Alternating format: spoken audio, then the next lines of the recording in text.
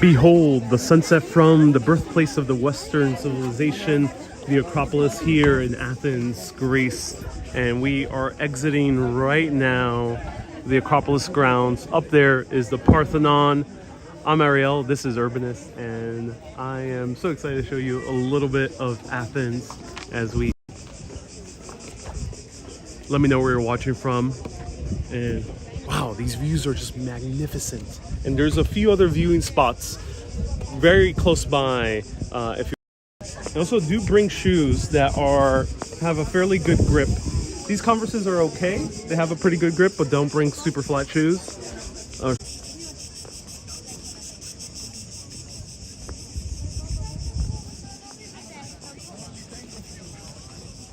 Panajotis, nice to see you here. Thank you everyone who left me super chats in the previous live stream. It was cut short. There was a terrible cell phone reception up there. Emily says, what service am I using? I'm using Vodafone from Greece, of a Greek Vodafone SIM card.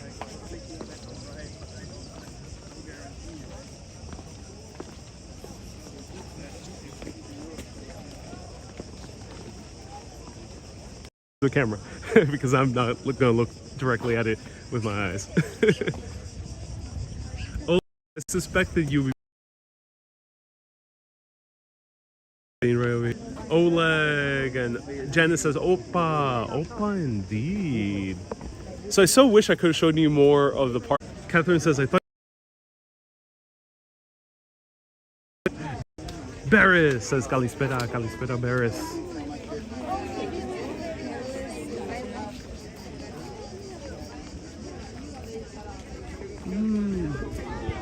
Here we could catch a glimpse of where we walked from.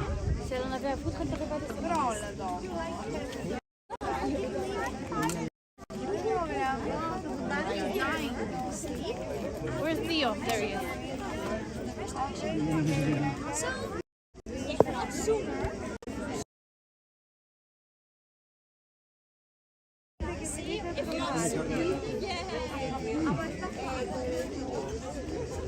The logical sense because usually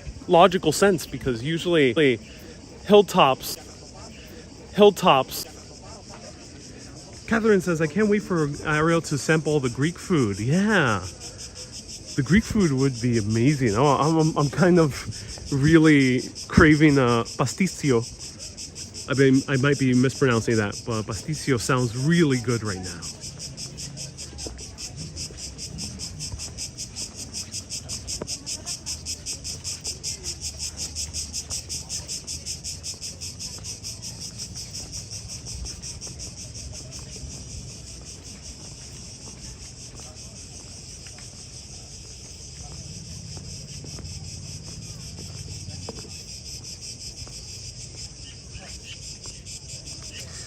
But Joseph says the signal bounces all over the place and gets weakened.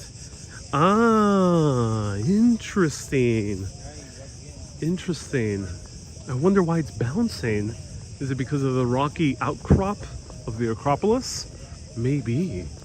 Thank you so much.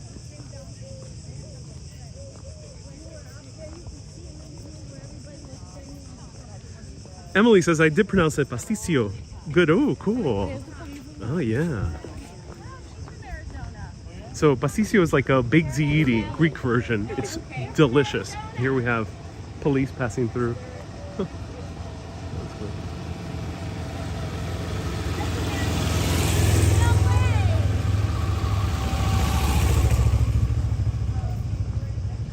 Susie says, when do I begin filming? Next week I begin filming. Bree says, Greek food is divine. Thank you so much. Matthew says, I'm rewatching some of your earlier videos from your Athens trip in 2021. And now, this is wow. Pleasant surprise. Thank you for the great work. Hey, Matthew, I really appreciate that $10 super chat. Thank you so much. Here we have 2 more police coming in. I really appreciate that $10 super chat. Thank you so much.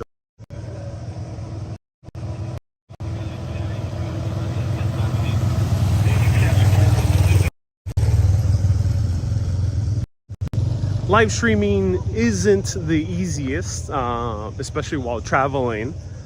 because there's always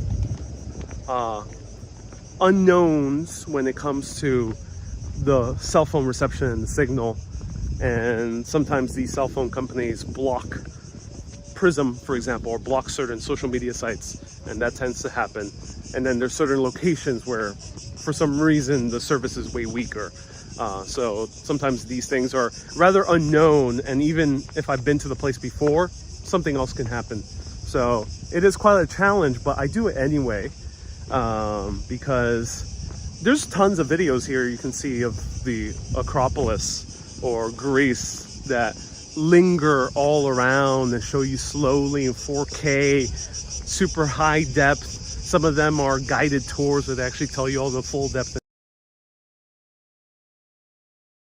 live, because I want to show it to you as best as I can, you here with me. So that's why I do it, and the service goes out.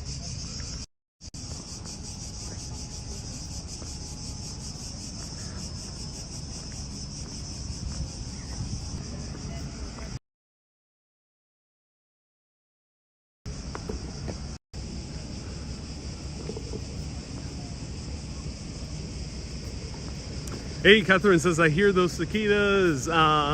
April says, we understand. Penajote says, you're entertaining us no matter what. Yeah.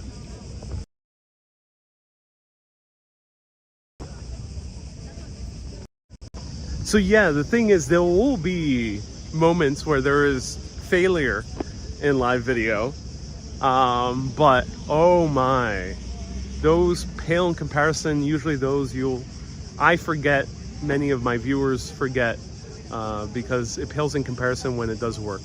It has worked many times, many times that he's enjoying the 2021 Greece videos. Oh yeah, it worked in Santorini, in Delphi, in a cave on top of Mount Parnassus. Oh, it's so amazing. So here is a view of the Acropolis.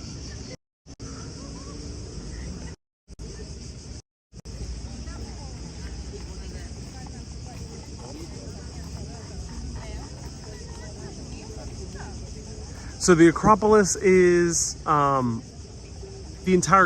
the hill itself. Acropolis means the hill on top of the city. And right here we have the Parthenon. And the Parthenon, built in 432 BC under the leadership of Pericles. They had only two choices. They could build this fully symmetrically, meaning all the columns would be the same height, same width, same length, everything. But that would have caused issues if someone were to come here and look at the Parthenon from that point of view, because the hill was not a perfect, even surface.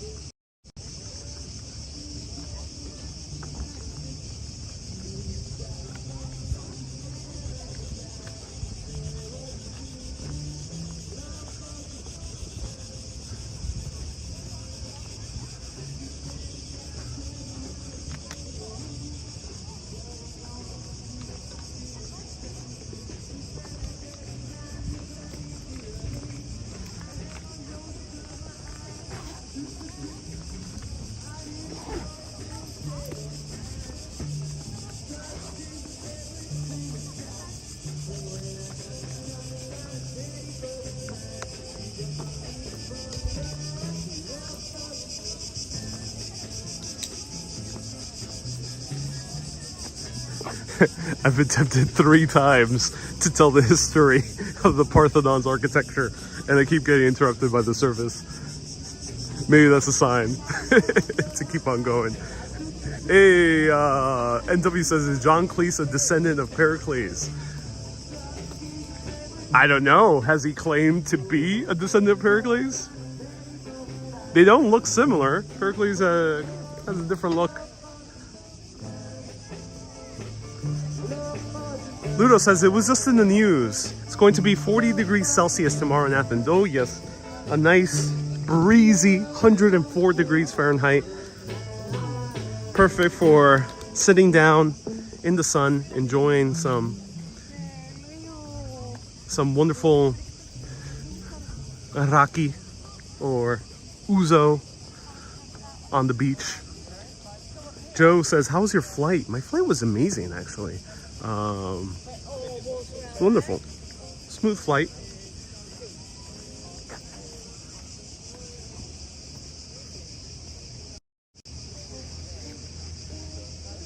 Gary says, have you enjoyed?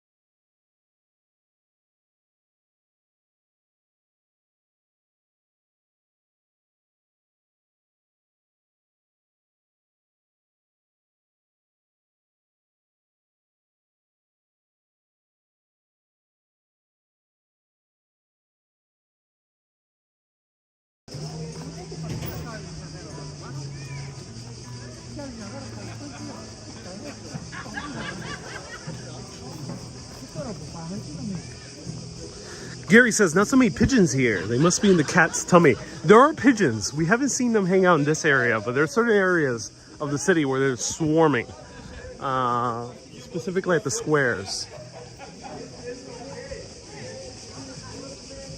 Brian says, wow, that is hot.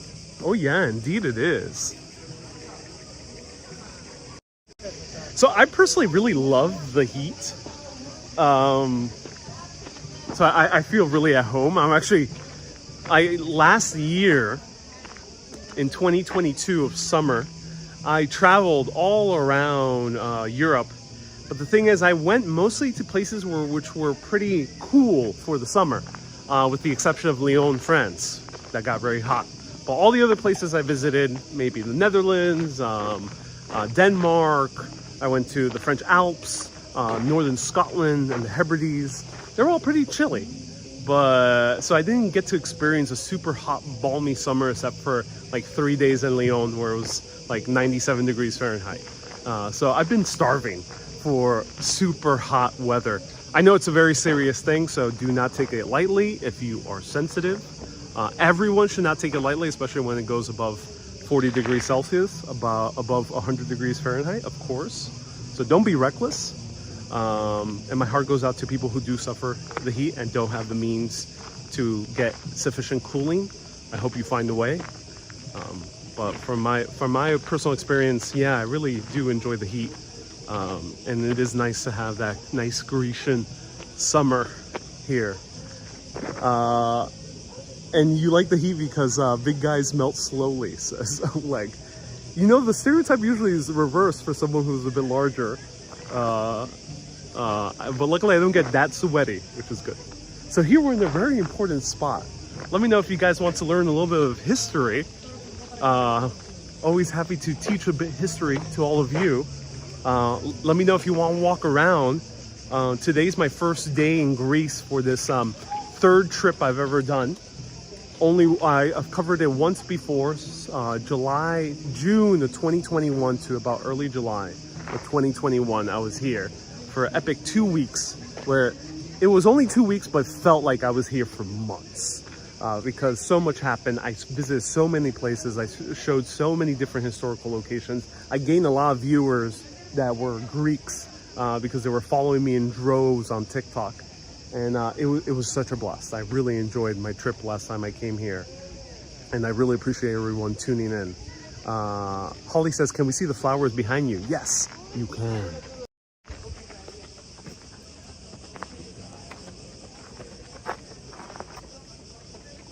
Ron says, are you really Santorini? You gotta stay tuned. I don't mention where I'm going, but there will be a documentary series about Athens, that's for sure. That'll be released mid to late August. I'm not sure if flowers are common here in this area of Greece. Do let me know. I bet some of these might be native. Susie says, I'm glad I took off the day from work. Oh, I'm so glad. Yeah. Mater says the heat index in Texas is 15 degrees Fahrenheit. Wow. Oh, Mater. Oh, really do be safe. That's getting to very dangerous levels. So do be safe. Joe says, are you going to the other islands? You gotta stay tuned. I will show you more of Greece. It won't just be Athens. So I'll tell you that for everyone who's tuning in. It won't just be Athens. You'll see other parts of Greece. I won't tell you where. You just gotta stay tuned. And there won't be scheduled live videos because I will be filming a documentary series. I'll be filming more short videos as well in order to provide you more quick history. But there will be random live videos throughout these next few weeks. So do put on your notifications right now. Put that notification bell button on YouTube or on Facebook. It's a bit harder to put notifications on Facebook, but go to my page. You should see an option on the main Urbanist page to do notifications. But the best way is to do it on YouTube. Download the YouTube app on your phone, and that is the top way to get notifications. It goes directly to your notifications. It buzzes you if you wanted it to on your phone. You don't need to watch on your phone. You'll know when I'm live. You can watch on your TV or wherever you prefer. So do that right now. If anyone has further instructions, do write down in the comments. I know some people are very good at being here exactly when I go live, like Susie, Kay, Ron, there's a few others. So do put on notifications right now. So Catherine says, what happened on this spot? So yeah, let me know if you want to learn a little history and explore more of Athens today. So we got BMX.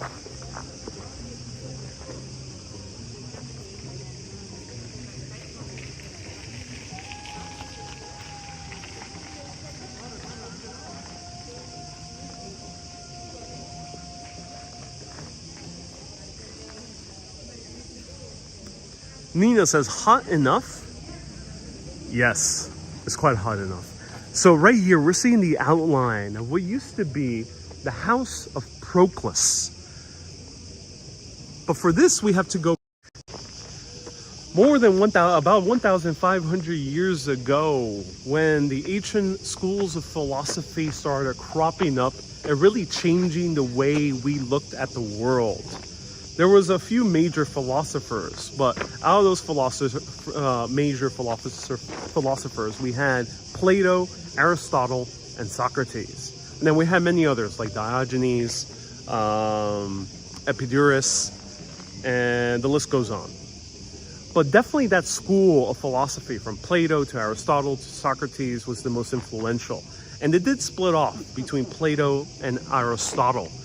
Many people who study philosophy say that there's only two really ways of looking at the world. You're either a Platonist or you're an Aristotelian. So you either follow Plato's vision of the world or Aristotle's. Now, these schools of philosophy continued on for centuries until almost the modern day. Definitely a few centuries ago. these schools of philosophy were still teaching, including right here. And this was a Neoplatonist school.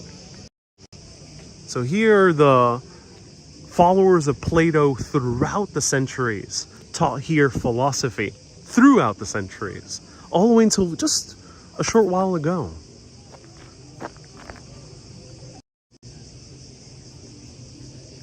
So you could just imagine the men just pacing here. There was a specific philosopher, I forgot his name, but there was a specific philosopher who actually started the art of pacing back and forth. Maybe with his hands back, just ruminating on the nature of life and the universe and everything. So you could just imagine the philosophers here pacing, teaching their students about the very foundations of our observed world. What makes our world? Is it atoms? Is it water? Is it a combination? These men were thinking about these things thousands of years ago, and that's mind-blowing. Before we even had microscopes, before we even had the technology to look into our cellular structures and our atomic structures, even before we had the mathematical models to do so, these men in this place were thinking about that. They're already making a system of learning and teaching and understanding of our life and our universe. That's mind-blowing. So look at the beautiful sunset gradient right here. Wow. In the distance, we have some Beatles music from those two gentlemen. Wow, they're singing great.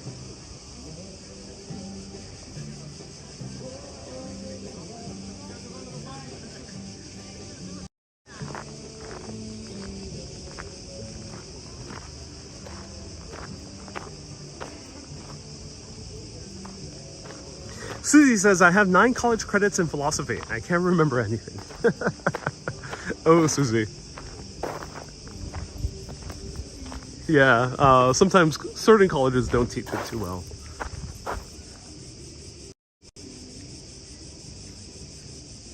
Ludo says, sometimes I go live and you're working, so I can't watch. Oh no, Ludo. But I'm glad you can watch the replays. So here we're seeing a typical style of architecture that's all around Athens. And the documentary series, I will be covering what this style of architecture is. It's ubiquitous through the entire metropolitan area of Athens, which exceeds 3.6 million or so people. And it's akin to what we have with the brownstones in New York, or to the Haussmann apartment buildings that exist in Paris.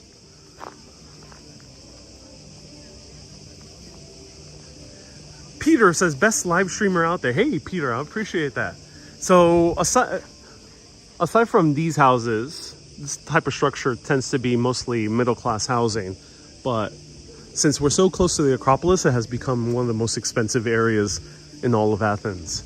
So I could just imagine having an apartment here with views of the Acropolis, literally on its footstep. Victoria says, what's the time difference between East Coast of the US and Greece? Do remind me, ladies and gentlemen, I think it's 6 hours. J.A. says, come back, Greece. Yes, I am back in Greece.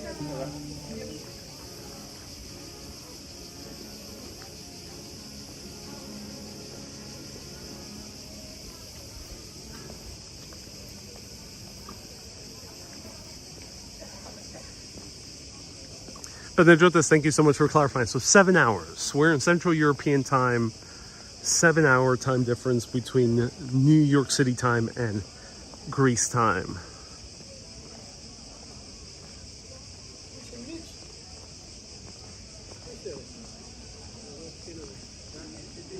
Meta says, do you stay in stars for me?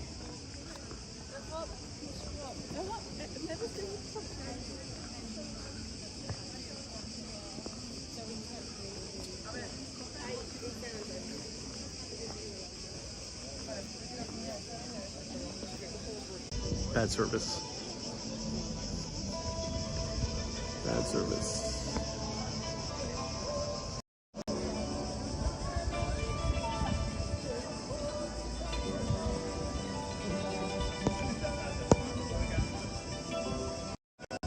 So Gary, thank you so much for the 30-pound super chat. That's so kind of you for leaving 30 pounds. Gary says that is pocket change that is left after Susie, his wife, amazing urbanist as well, just went shoe shopping and jewelry shopping. Susie, Gary, I appreciate you. Susie, I appreciate you not draining all of Gary's money. So thank you so much, Gary. I appreciate that. And Gary and Susie I've had the pleasure of meeting up with a few times. Saw them recently in New York when they were visiting, and it was such a pleasure. So awesome. Thank you so much, Gary. That's so kind of you. That will definitely afford me at least 3 pasticcio. Pasticcio. Can't wait to try that. Catherine says, catch you all next time. Thank you. A big thanks to Ariel. Hey, my pleasure. By taxi. Let me show this guy. This guy, great music. Wow, amazing.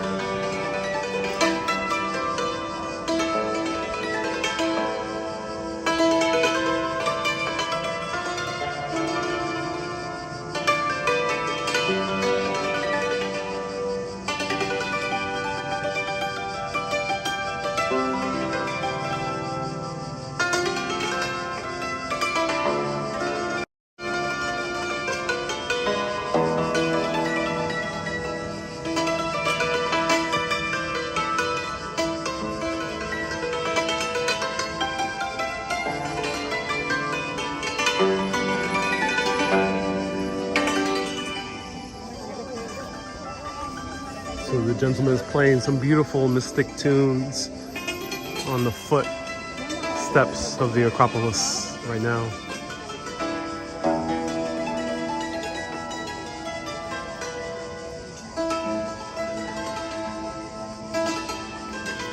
Wow.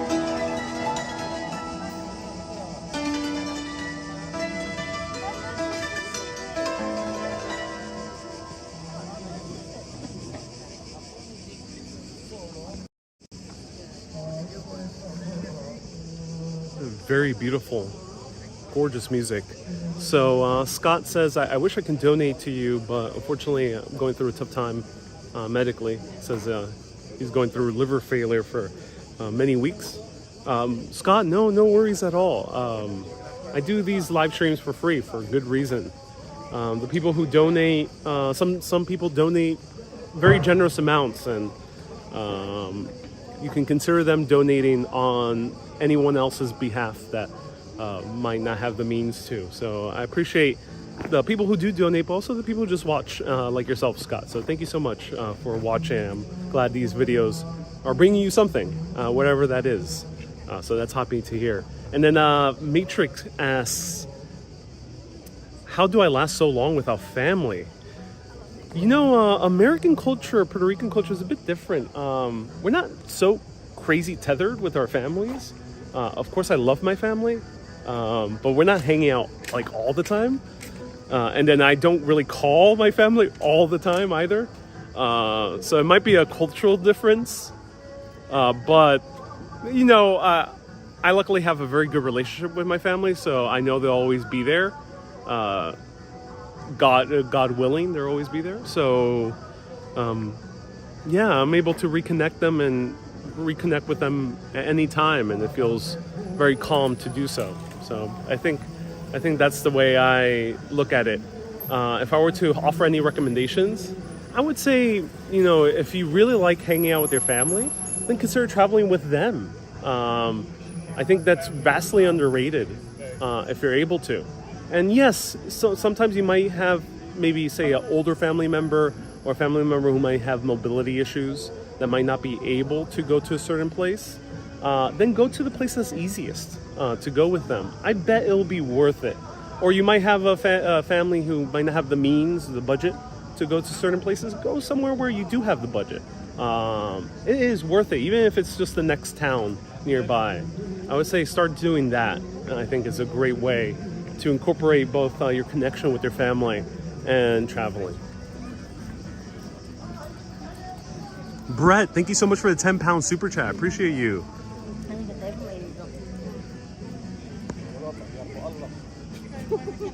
Panajota says that instrument was called the santuri in Greek, or the zither in English.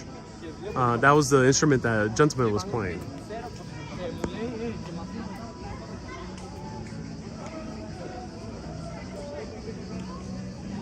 Susie says, you have such a supportive family, which is lovely. Yeah, indeed I do. Hello, Ida. Marilyn says, good point. Flying Squirrel says, we used to do family road trips every summer throughout the U.S. Yeah, and I think the other point, Matrix, that is an excellent question. I travel solo, but I'm mostly working. Last time I really traveled solo just for sheer pleasure of my own, it's like 2015, where I went to Athens and I went to Prague. No, 2015, yeah, I went to Athens solo, and Italy, like 2015 as well. So that was like the last time I really traveled for just pure pleasure. I generally just make videos, so I'm working. So it doesn't feel quite as lonely as if I were to, say, take a vacation here. Then I might want to go with a friend or family. So here's the main thoroughfare right by the Acropolis. There's a lot of great restaurants here. I live streamed from one of the restaurants here last year. Actually, not a live stream. I did a short video. It was wonderful. Hey, Brett, thank you so much for the 10-pound super chat. That's so kind of you. Matrix says, thank you for the advice. Yeah, Matrix, I would say, yeah, if you really love company when you travel, just do the path of least resistance. Go to the place that's easiest to go with said family. Because it is rather easy to say, F it, I'm gonna do it on my own. Because it might get frustrating sometimes organizing with family or a significant other or friends to go to a certain place. But I would encourage anyone to make the effort. If that person or group of people are being reasonable enough, but there are challenges, I would say go the extra mile and see if you can work something out. And do the easiest thing. Don't try to get too complicated when planning a trip with a group of people. Because the more complicated you get, everyone's gonna be in a hurry. There's different personalities, so some people might not like certain things. You avoid all these issues if you just take it slow. And if you have limited time, because I know a lot of Americans, for example, only have 2 weeks of vacation, just go to one place. Don't try to cram 3 places. I get it, you want to see like all of Greece or all of Italy when you're coming here to a European country, for example, or if you're traveling to Puerto Rico or Hawaii or something like that, you might want to see all of the places. Because you only have limited time. You might feel like this is the only time you'll be able to come here. I get that, and it's very tough. But I would say, to be very realistic, if you try to go to all the places, you will see none. But if you decide to go to one or two places and take it calm, you're going to have the most memorable experience that will be deep-seated in your memory in a good way for a very, very long time. So I love the restaurants here. A lot of great variety right here.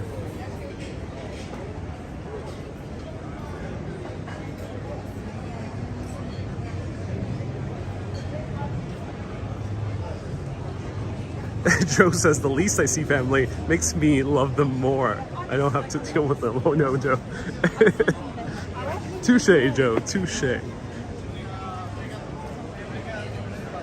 Nightlife in Greece starts in the evening. Yeah, eating time is fairly late in Athens. I assume in many other parts of Greece. Zelani says, the advice he's saying is 100% true. Please don't stray from it, Americans. Oh, Zelani, I'm glad you agree with me. So here there's train tracks. I wonder what this used to be. I gotta look into the history. This train tracks here.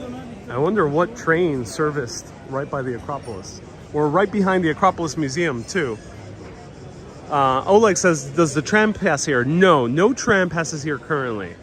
But there are train tracks. And that's pretty cool. So there used to be some type of train that passed here, but probably not anytime recently. So this is the restaurant I tried last year called Leondi. Highly recommend it. It is really great food here in the touristy area, Acropolis.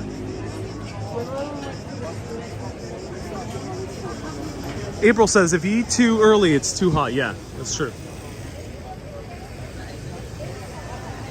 Sebastian says, what's the main language here in Greece? It's Greek. And yes, people speak Greek. But I've noticed, especially in Athens, many people are proficient in English. Some people are just completely fluent in English. But you'll be able to get by with English. If you know Spanish, just keep in mind that Greek is pronounced like you would pronounce things in Spanish. It's very interesting. There are some linguistical links between Spanish and Greek. But yeah, they have the same pronunciation, which is very helpful on my end because I know Spanish, so when I say something in Greek, I sound like I'm saying it in Greek, which is cool. I'm not perfect, but a good portion of the words. Susie says you had many gyros last time. Gyros, yes indeed. So the one downside of Greece as a solo traveler, well actually it's a double-edged sword. It's a bit awkward to dine alone in Greece, especially later at night. It's a bit awkward. People do look at you. But the positive thing is the Greek culture is very welcoming. So there is a chance that someone will invite you to their table and you'll make new friends, which has happened to me. Happened to me on the live video. So that's double-edged sword of eating out in Greece at night.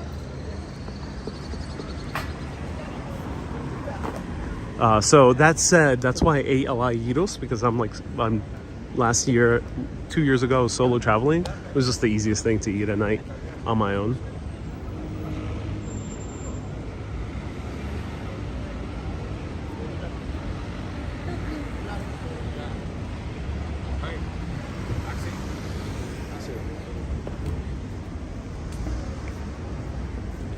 Teresa, welcome. Nice to see you here.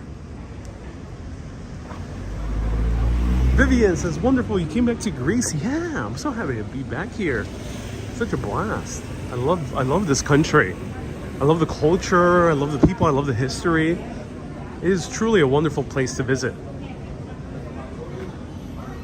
Susie says, you need to meet a big fat Greek family. Plans are in the making. They are in the making. And I will be doing it. Crossing fingers, all goes well. You'll be seeing something on the documentary series with a big family dinner. Crossing fingers. Wish me luck.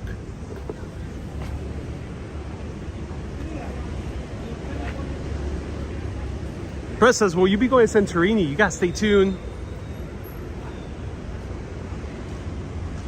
There's a fast food pasta place here called Milo's.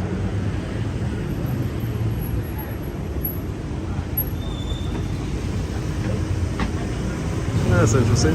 The Pasta Project.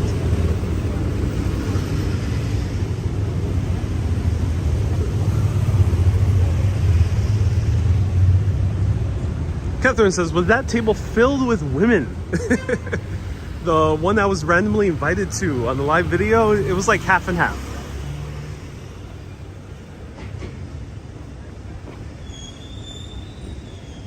Vasilia says, great show, love watching you. Welcome to Greece. My pleasure, Vasily. Thank you so much for tuning in. Jay says pasta, oh yeah. But I'm looking for some traditional Greek pasta. Pasticcio or moussaka is my second favorite. If I can find that, I'm good. That's what I'm craving tonight. Did you manage to cover all your expenses and live and live from YouTube videos, or are you forced to have another job in parallel, says Matrix? Matrix, I am a full-time content creator. The vast majority of my income comes directly from content I produce on Urbanist or with partners or for other channels that is the same thing I already do on Urbanist, which is history videos. So here's a really cool bar. They sell tiki drinks here. I came here also in the live video. I've done a lot of live videos here.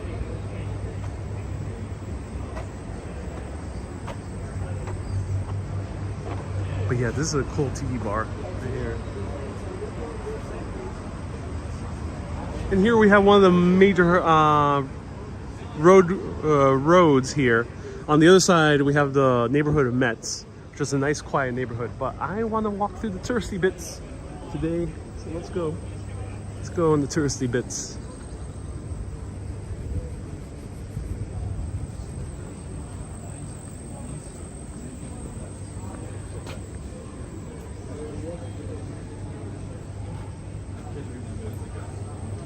Ooh, pizza. That's so interesting.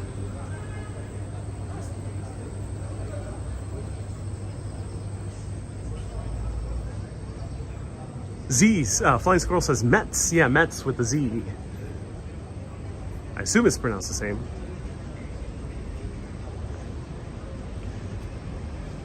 Panajota says the traditional pasticcio is cooked in the morning, so it can be served by lunchtime.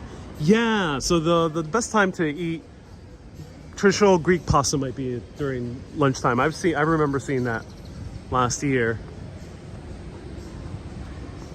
Kind of similar to Italian lasagna. Usually see it more during lunchtime than during dinner time. All right, I'm going to backtrack and go through a very special neighborhood. You should do a show about Thessaloniki. So Thessaloniki, I did go in 2021. I have various live videos and many short videos of Thessaloniki and its history. So go back to them, search Thessaloniki Urbanist, and you'll find it.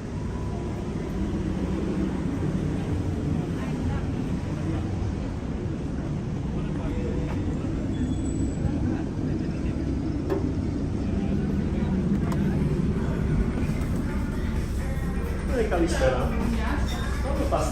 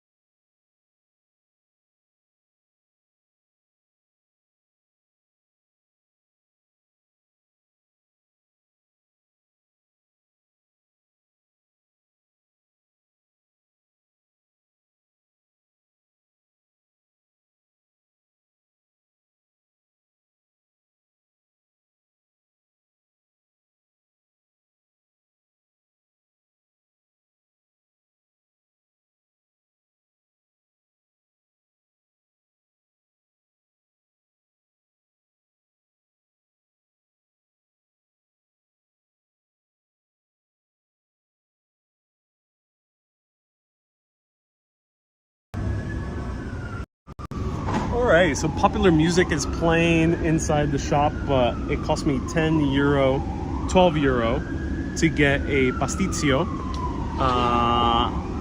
which is the traditional Greek pasta, but they do it made to order. So it's not done traditionally where they make it in a huge batch like they would a lasagna in Italy or New York, which is interesting. I can't wait to try it. And you could choose your pasta. And then I got a beer and a sparkling water. 12 euros in total. That is inexpensive. Super inexpensive. So that's a good deal.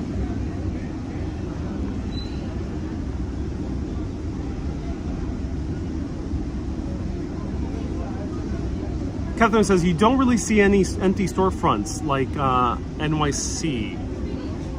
We are in the touristy area. There are a lot of empty storefronts. You'll see definitely in my documentary series that side of Athens. I will be showing it to you at least in one episode. I'm collaborating with someone very interesting who's covered the grittier side of Athens for I think nearly 2 decades, and I can't wait to show you that side.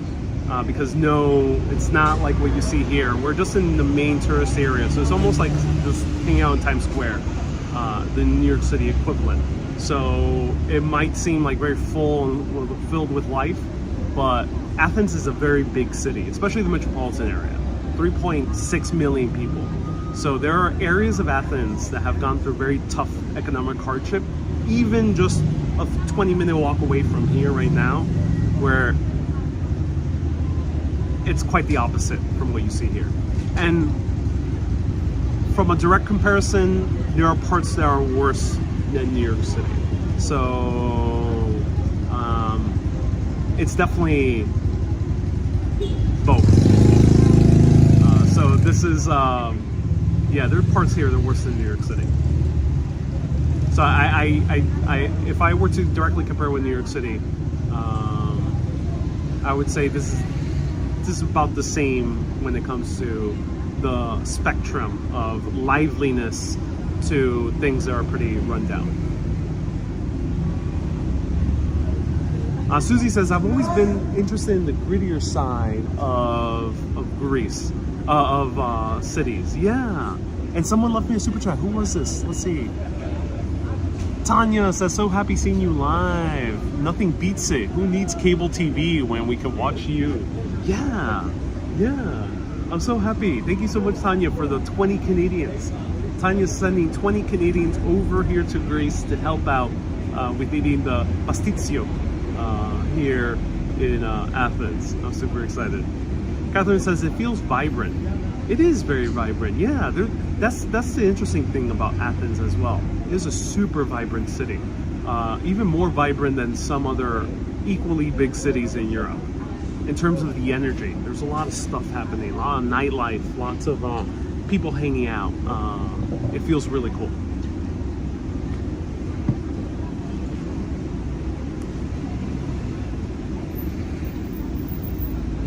Panajota says it really depends on the neighborhood. Some neighborhoods are similar to the Bronx. Yeah, the Bronx, parts of central Brooklyn, pretty rough, unfortunately. Hey, the Urbanist back catalog is getting huge. Yeah. All right, it's ready. Let's go.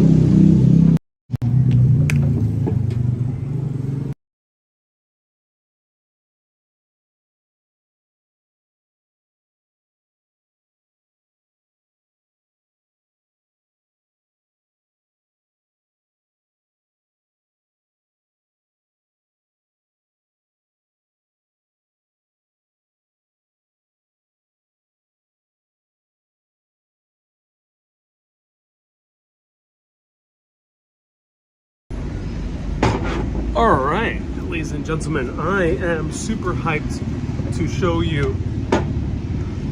This looks really good. I'm actually really excited now.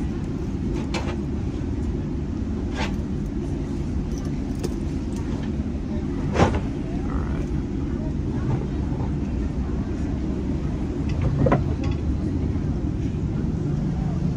Table is oriented the wrong way. Okay.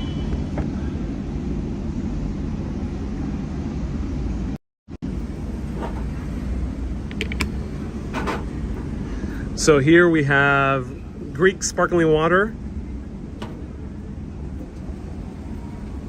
APA. I'm so excited. I love that there's a variety of waters here in Greece. There's some very ancient water springs that have been used for more than 2,000 years. And here's the pasticcio done fresh, made to order, super hot with rigatoni, Parmesan cheese on the side. And I'm actually excited to try a made to order pasticcio. Usually pasticcio is made in huge batches. And this is about 8 to, no, I think a little bit less. I think this is about 9, this was 1, and this is 2. So 12 euros in total for a beer, for a sparkling water, and for a huge pasta, very heavy, very heavy. This is a full portion.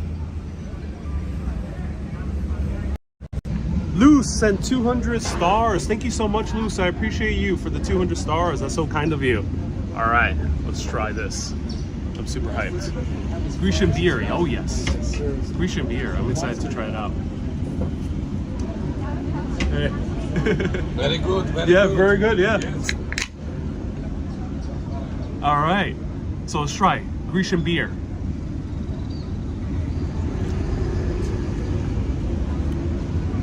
Ooh. Very good. It's this is alpha, I think. Yeah, this should be alpha. Do let me know if anyone can confirm. But it's very good. It's very refreshing. Pretty nice. I like it. Yeah, pretty good, solid beer. Commercial. So it's definitely not beating the German beers or the Belgian beers or certain French beers. Can't wait to try more of the smaller brands here in Greece, if there are any. But this is a pretty solid beer for being a commercial beer that you'll find basically everywhere, from gasoline stations to the club to the roadside bar to basically every restaurant. This is a pretty good beer. And not hoppy, which is good. And refreshing for the hot weather, it really is, yeah. And you're going to need a nap after that meal. This is a lot of pasta. I'm so excited. All right.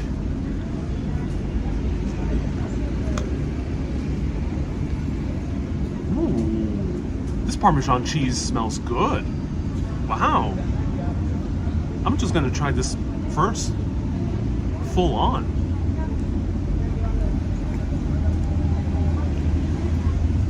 That's very fresh Parmesan cheese.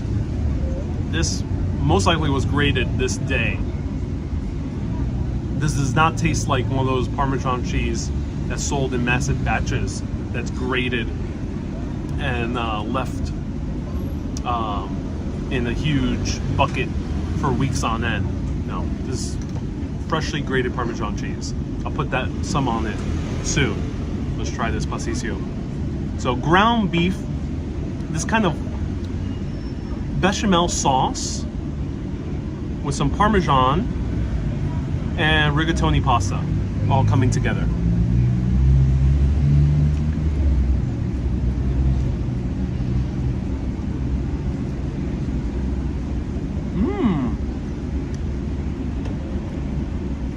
Wow. That's really good.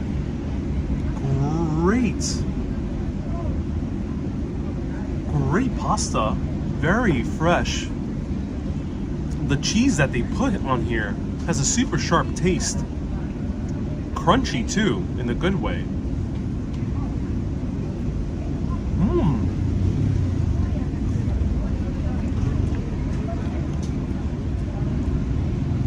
Wow, that is an excellent pasta. And this is fast food. This is what I love about Europe. If you haven't seen my previous videos, you probably have noticed my love for food in Europe. Granted, I haven't been everywhere in Europe, but from the places I've been, which is Southern Europe, from Greece. I've been to Turkey myself, but haven't covered it yet on video. From Turkey, Greece, Italy, Spain. I've been all around Western Europe, including parts of Northern Europe as well, and parts of Central Europe, like Germany. And on my own, I went to Hungary and Czech Republic. Amazing food here. Amazing food, from fast food to typical restaurants. It's just amazing food. Wow.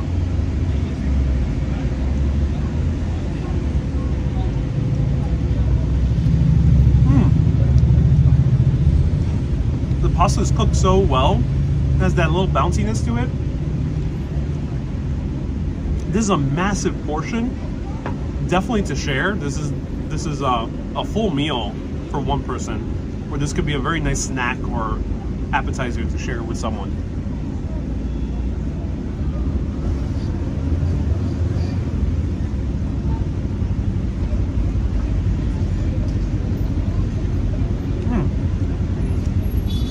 So, Flying Squirrel says, is this trip only going to be Greece? Yes. Yeah, only Greece.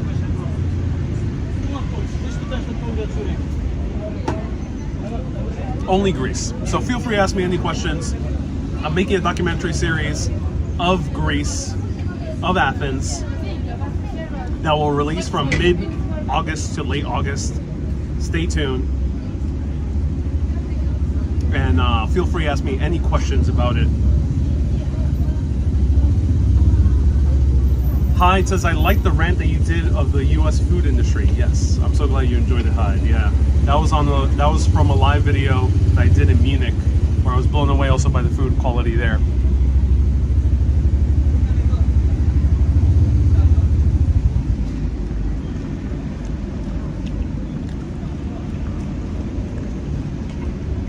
Super hot. So now I'm putting some Parmesan cheese on the pasta.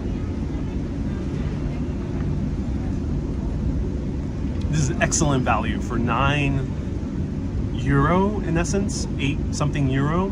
Excellent value. Here in New York, this will easily cost you $21 or something like that.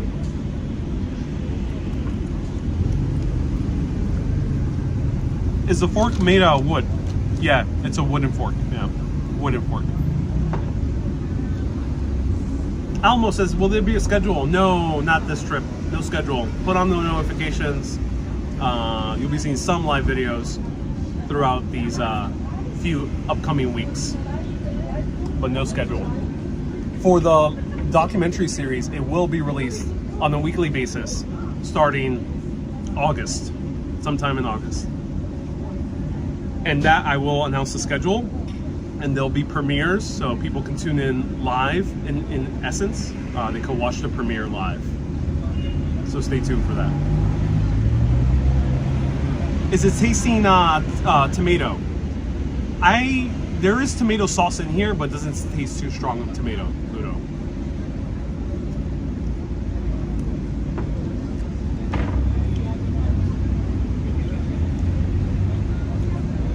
Susie says, I would love to have food where I work, which is in Manhattan, without paying an arm and a leg. I feel you, Susie. Same thing. It's crazy expensive in New York. Irene says, will the documentary series be uploaded to YouTube?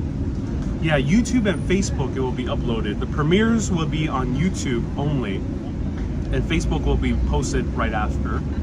And then short video versions will be posted to the other platforms like Instagram and TikTok as well.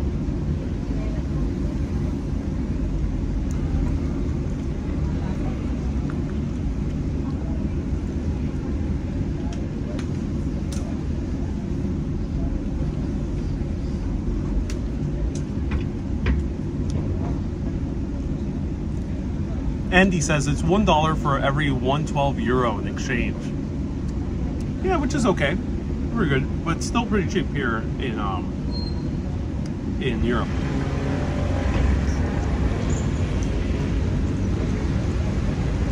Not every part. Denmark is crazy expensive. Sweden was about the same prices as New York City. London, pretty much the same prices as New York City. When you go to France, Italy, Greece, very inexpensive.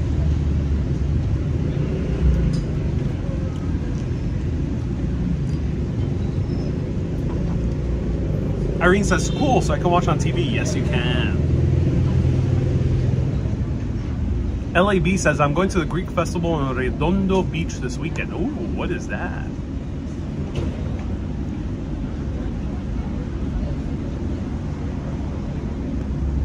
Purbeck says, are you going to Crete? You gotta stay tuned. I won't be announcing where I'm going, but there will be other places aside from Athens. Just gotta stay tuned.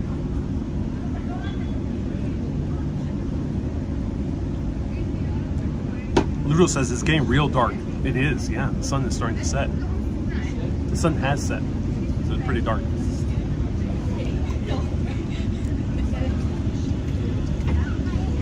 Wow. Peter says Norway and Sweden is cheaper now because of the krona has lost a lot. Oh no. Sorry to hear about the rates of the krona. But yeah, it has always been super expensive. Norway, I was scared to go to Norway in terms of the price. Like a sandwich there is like $28.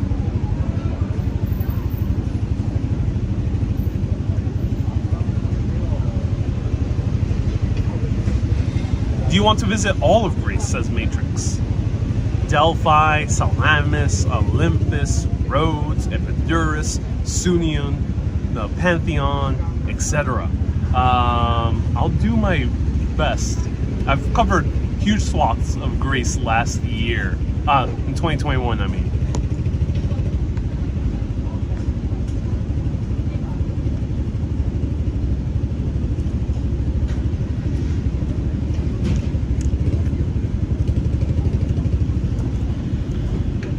Lulu says, we all want pasta now. I don't blame you. This pasta is amazing.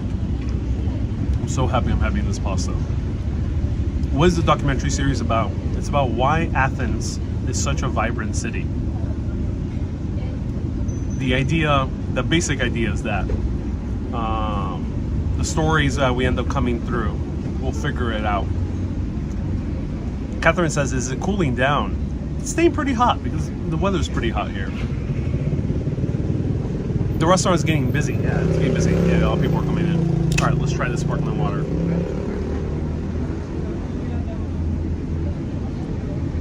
Wow. That's great sparkling water. Super crisp.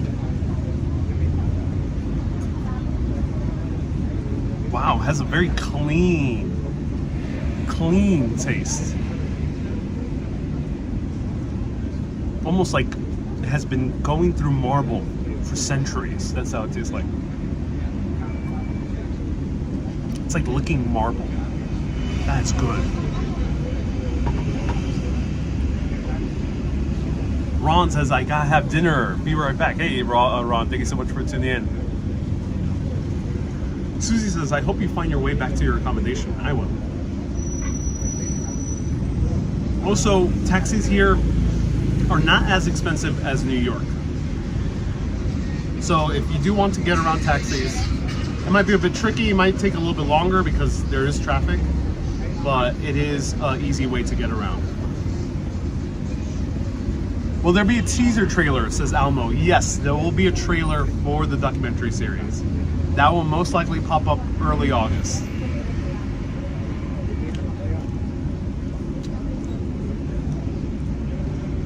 Sonia is going to 2 Greek islands very soon. Oh, that's awesome. Ooh. This pasta is staying hot. Chris says the exchange rate, €112 for every $1. So almost the same. Very close, very close. Cynthia says, thank you so much for the wonderful getaway. Hey, my pleasure.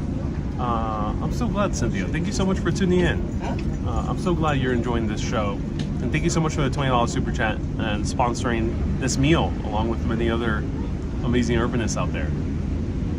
I'm happy I have some pasta for dinner, says Armchair Guru. Oh, that's awesome. Yeah, that's amazing. And drink metaxa. Metaxa is the sparkling water that's like medicinal. So it's very high in mineral content. I actually don't like it. It also has a odd taste. They have a mineral that's not common in other springs. So it has a kind of like I don't even know how to describe it. The taste is like perfumey. I don't like it too much. But I can see why it'll be good for the stomach. Sonia says, I love Greek food. Susie says, will there be a red carpet? Not this time around, but maybe in the near future.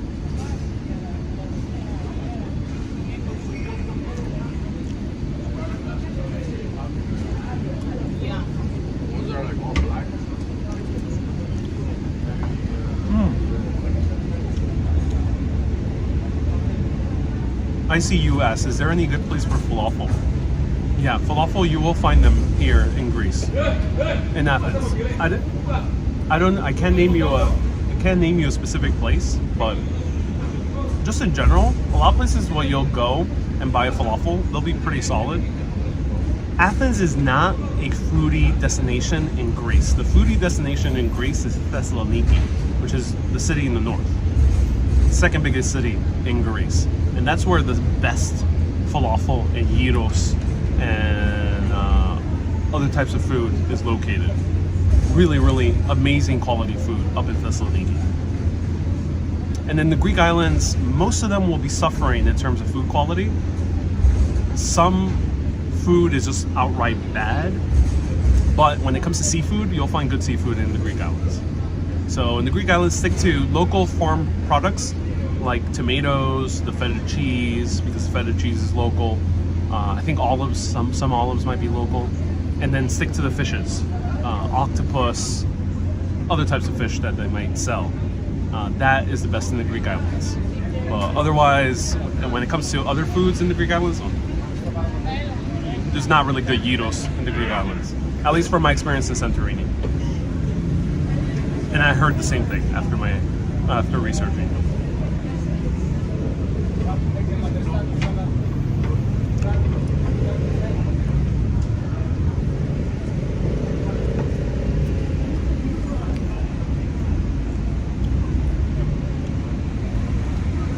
Paris says, it's nearly lunchtime and I need to find a Greek restaurant that sells pastisio. Yeah, I think you'll find it. Especially LA, there's bound to be at least a handful of Greek restaurants. I wish you the best of luck, Paris. Feel free to report back because we will all be curious if you found a good pastisio in LA. If you're in New York, you'll definitely find one. As Panajotis mentioned earlier, it's more like a lunch thing, but you'll definitely find something, especially in the Astoria, Queens. It's a great neighborhood. There's other parts of New York that has a little bit more of a Greek population, which is very good. You can take it. Have you had some ouzo yet? No, not yet, Andy. What's for pudding? Ice cream. This is gonna get me pretty damn full. Kid behind you seems to know he's on camera. Yes, indeed.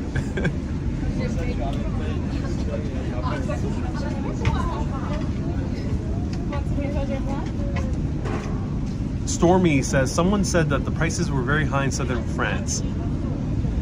I did not find that to be the case, personally. I found southern France to be way cheaper than New York City. Do you have anything that you're looking forward to the most in making a documentary series? Ask Emily. Great question, Emily.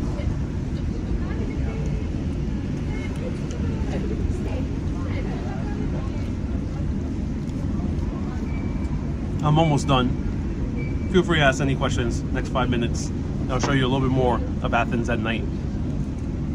But in terms of the documentary, cool thing about documentary, different from a live video. Live video, I'm constrained by time.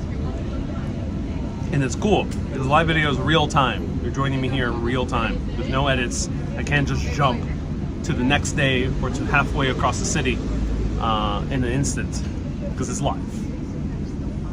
Short videos are too short. It's 1 minute.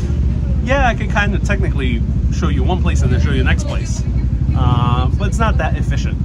that's what I'm looking forward to in the documentary series. I kind of want to give you an experience that shows you larger parts of the city in one action-packed episode. That's my intention. Who knows what will happen, but that's what I'm excited for. It's showing you more the feeling of being there. Because live video, you're kind of actually here in a sense. You are joining in real time with me conversing. So you're kind of experientially here. You are an active participant in the video. A short video is very passive. You kind of would just watch and continue. But the cool thing about a documentary is that if it's filmed well, it makes you feel like you're there. Like emotionally. Not just visually, but you can convey emotionally a story and the way you shoot it, that you feel like you're there. And also when filming people as well, you can kind of even get to their headspace in a way. That's why a lot of great movies have very close-up shots when the character is saying something very dramatic. You feel like you're in their headspace. That's something you can't do on live video, short video, and many people don't bother doing it on the vlog. And many people don't bother doing it on the vlog.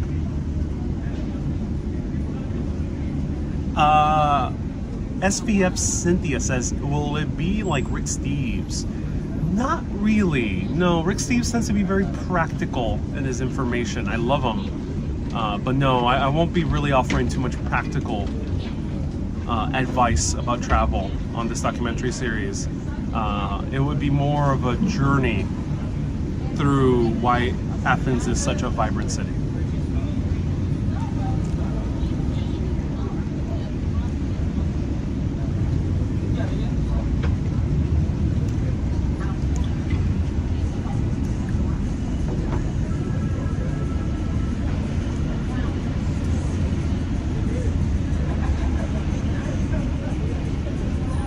Alan says, are you fussed about drone footage?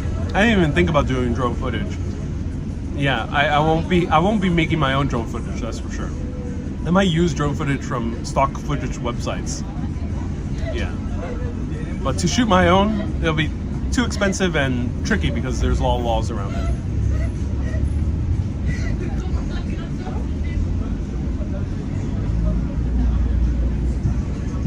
Jay says, live streaming is the best. Watch replay is a bit boring for me. Yeah, I can imagine. Veronique says, I prefer the live videos. Jer says, I don't like short videos. I like live streams and documentaries. Oh, cool. All right. The rest of the pasta can be eaten as a midnight snack with one more beer, says Panajotis. Indeed, yes. Yes, indeed it can. Though it is pretty hot. I would not carry around a pasta with ground beef for anything more than 40 minutes.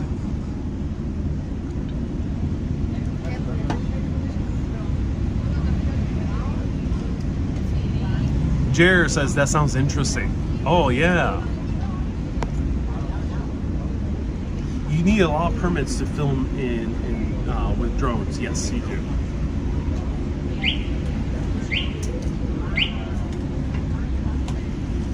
All right, I have a few more bites. Feel free to ask me any last questions.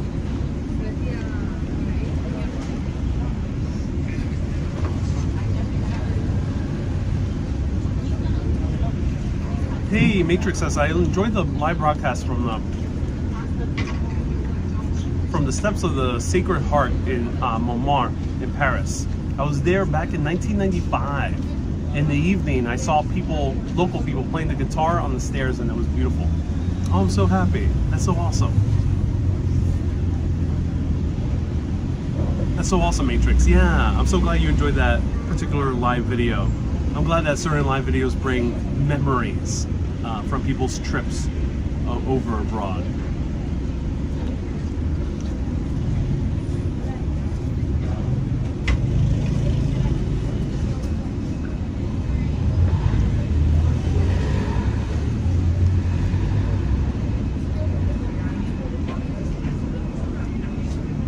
Oleg says, you're very persistent with your vision. Let me read exactly what Oleg said. You're very persistent in your perfectionism regarding what you do. I'm sure your documentary will be perfect. Thank you so much, Oleg. I appreciate that. Adam says, how are you doing today? I'm doing very well, Adam. Thank you so much for asking. Ida says, I mixed some Greek olives with some bread, tomatoes, cheese, and a lot of fresh basil. Ooh, that sounds good.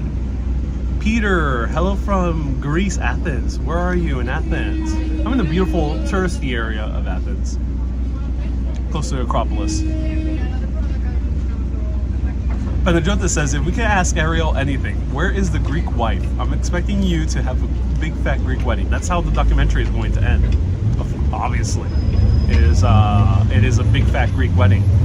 That'll be the craziest journey from a documentary series. It starts off like a normal, like, oh, let's learn about the city of Athens, and then halfway I just meet someone, and then it just goes very fast, and by the end of it, it's a huge wedding. That'd be super epic. I wouldn't complain. That would make for excellent television if it's all real.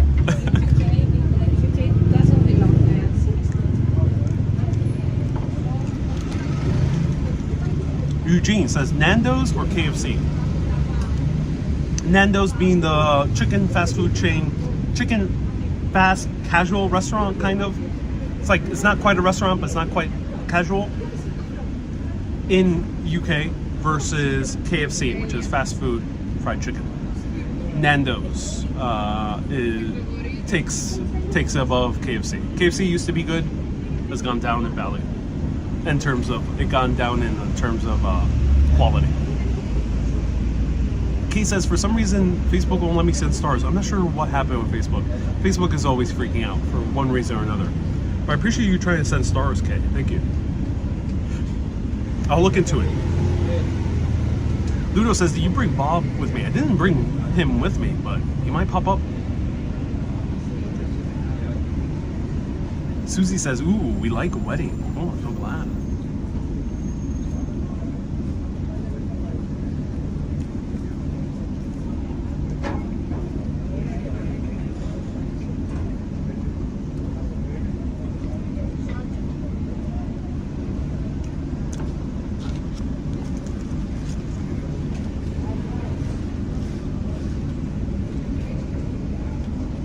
Susie says, I would die for a KFC biscuit right now. Yeah, they're pretty solid. S-Field says, I really like the shirt. Oh, thank you so much, S-Field. I appreciate that. Brett says, British candy or American candy? I'm not really the biggest fan of candy at all, really. But if I were to directly compare Cadbury versus Hershey's, Cadbury all the way. So I do prefer UK candies from what I've tried, but it's been very limited.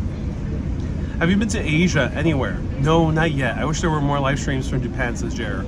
Well, there's already a live streamer that goes live like 5 times a week from Tokyo and other parts of Japan. Only in Japan Go. He does a great job. That guy is an excellent live streamer.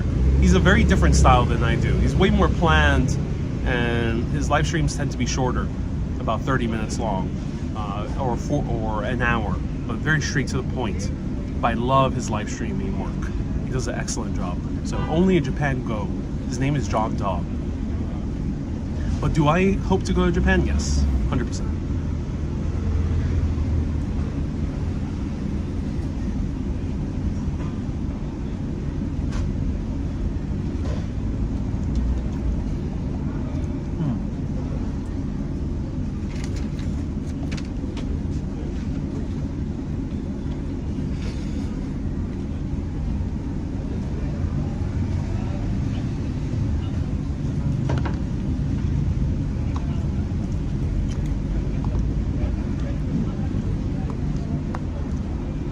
Matrix says, I have been to Japan. I went to Turkey. I mean, I have been to Asia. I've been to Turkey. Yeah, I haven't been to East Asia. All right, that's done. That was a lot of food. Oh, I gotta walk that off. let me know if you want to collectively walk off the food by exploring more of Athens. Let me know.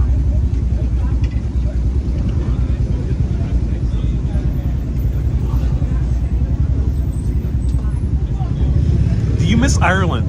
Says Eugene. I really do miss Ireland. Do I miss Irish soup? Yes, I really do miss Irish soup. I was immensely surprised and delighted by Irish food. It has been one of my favorite cuisines that I've tried, period. And it gets a lot of flack. It probably wasn't the best many decades ago, but somehow they are making it great quality nowadays.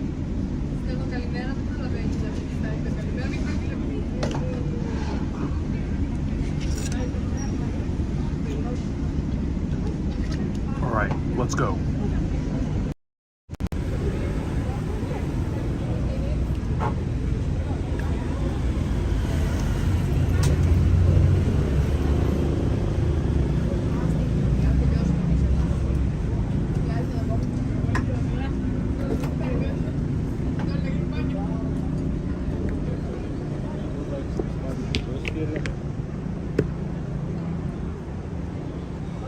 So the place was called Malios here, right by the Acropolis.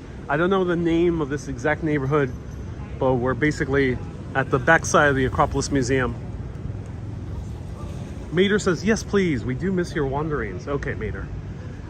Because for you and your dear wife, Nader, I will go and explore Athens, Greece. Cue the music.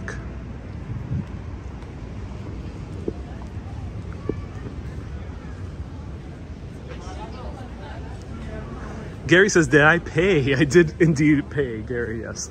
It was 12 euro. I put the camera down. Usually when I'm like chatting with cashiers, I tend to put the camera down.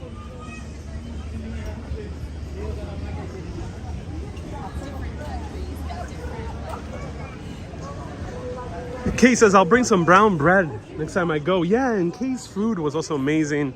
She made me so much homemade food. The soda bread and the brown bread was just exceptional in Ireland. So Ireland definitely takes the cake when it comes to great food in Europe.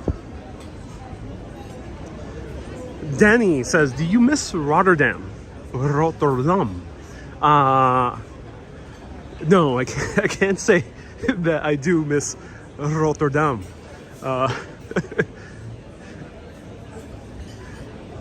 Let's say that city is not the most entertaining one.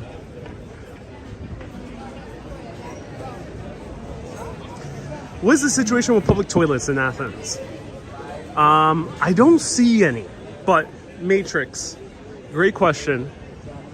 The reason I think there might not be any public toilets, or not that I haven't seen any, is because in Greek culture, from what I've read, I've yet to experience this in full, kind of experienced this in snippets, but in Greek culture, I've heard that it's normal to just ask any restaurant or bar if you can use the restroom, and they'll let you. It's seen as a common courtesy here among businesses in Greek culture. If any Greeks could shed any more light, is that true? Is it only in some cases? Is it only some parts of Greece? Do let me know. But I've encountered that with coffee shops where I just strolled in and just gone to the bathroom. No one cared. Albo says British tourists are free to go anywhere. Oh no. Well, we won't open up that can of worms. It says, is tipping acceptable? Tipping is acceptable, yes. I think it's like 10% for most restaurants. But here's the Acropolis at night. It's gorgeous. It's looking wonderful.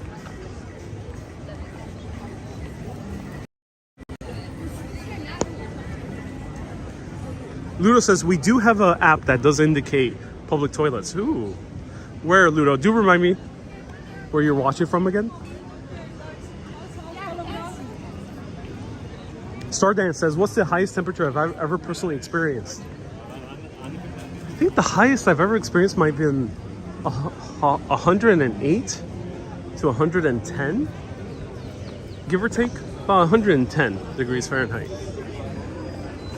And that was in Las Vegas in July of 2020. No, sorry, it was 2010, something along those lines. A little bit later, 2013, I think.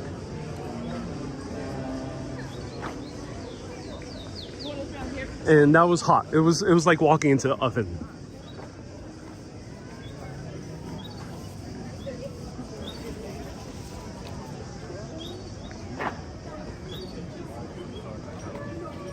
Sonia says, you love Italy from your previous trips. Italy will always be in my heart. Always. 100%. I love Italy.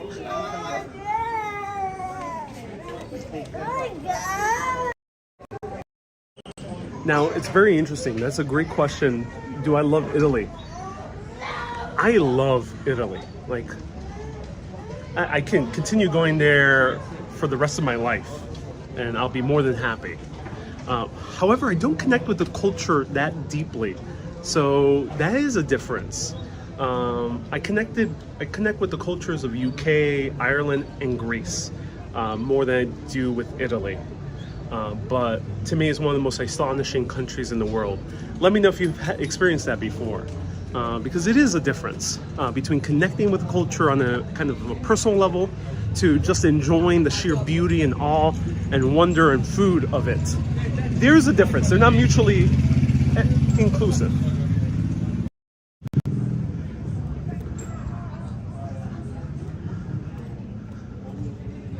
Nick says, well, I'll be attending another wedding. Who knows? It might be my own wedding at the end of this documentary series. I'm joking. I cannot be building up hype for something that most likely won't happen. So I am joking, ladies and gentlemen. Will I be covering another wedding? I'm not sure. Maybe I'll bump into another one.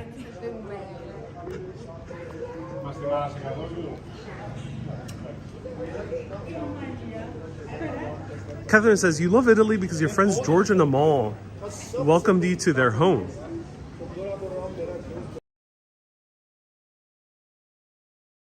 Invited me to his home in Lake Como. He's very nice.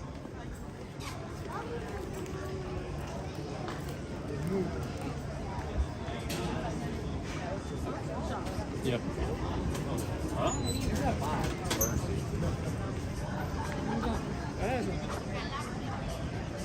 Isabel says, I received my postcard from Puerto Rico. Oh, I'm so happy. A lot of cool postcards here in Greece. Hint, hint.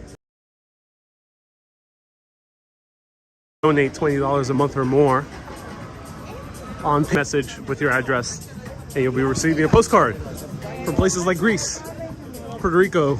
I did also recently.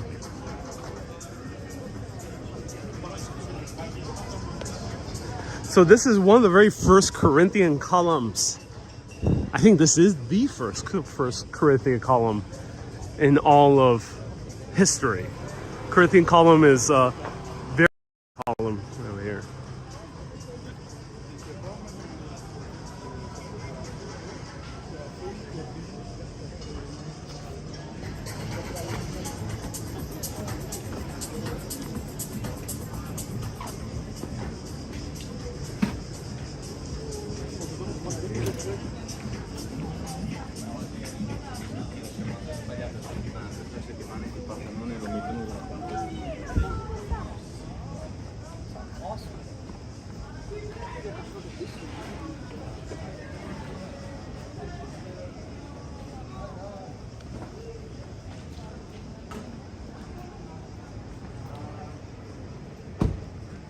Catherine says, George Clooney and his wife Amala do speak very highly of me. Oh, that's so good to hear.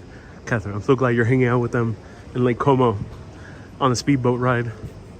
Here's one of the entrances to one of the temples. I think this is the Temple of Zeus. Anyone can remind me? Let's take a closer look. And oh my, I am way too full. that was way too much pasta. Way too much pasta. Oh my god. Yeah. Watch out here in Greece. Because usually they serve food enough to share. I've seen that to be mostly the case in many places. So do come either with a gigantic appetite or come with friends, because you will be getting a lot of food whenever you order something. Is there yellow cabs here? Yeah, there are yellow, just like in New York City. I think the shape...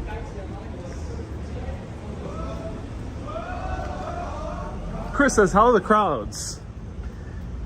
So far, I've only been here today. I basically went to sleep, woke up, and then did the live, so passing through. Here are all the yellow taxis, as you can see. Different shade of yellow. Now, Greece has a pretty infamous reputation when it comes to traffic here in Europe. They're the most hectic. Rules are bent a little bit more here.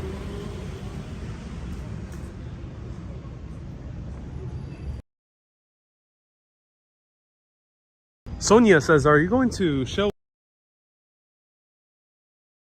Have to stay tuned. Who knows where we're going here in Greece.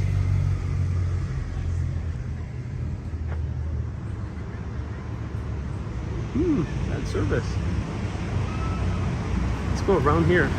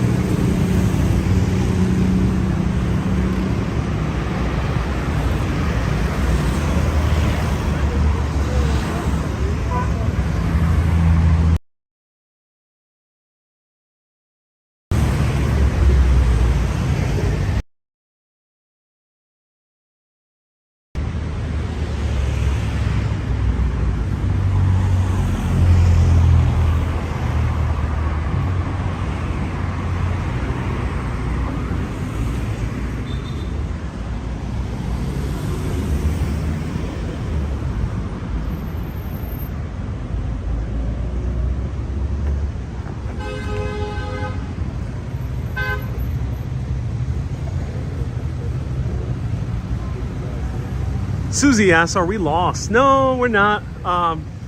This is very terrible cell phone reception back in the smaller streets.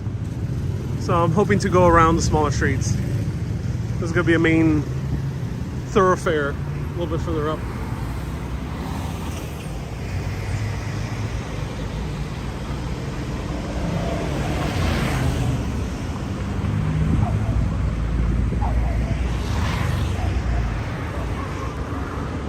Hey, New York College.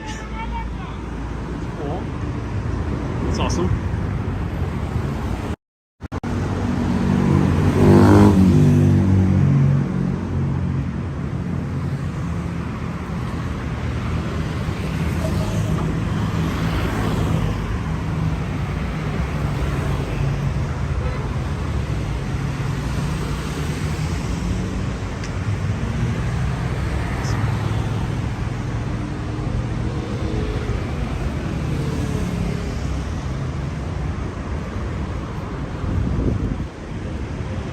Susie says Ariel never gets lost. Yep, not even in Seattle. Never, ever get lost. Ludo says, do you suffer from jet lag? Ludo, today I took an overnight trip from 3 p.m. New York City time, arrived at 6 p.m. here. This is service.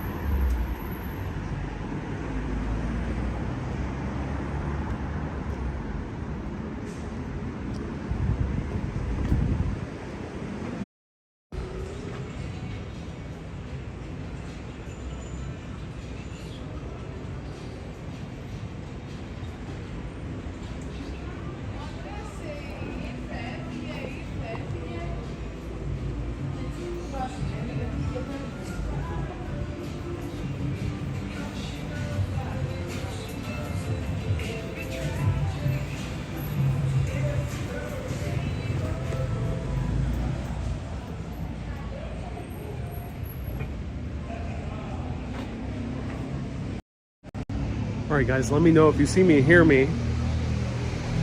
Just rocky service once again. Significant improvement. Can you hear me? I got terrible cell phone reception. You're there? Am I here? Can you see me? Can you hear me? Hello?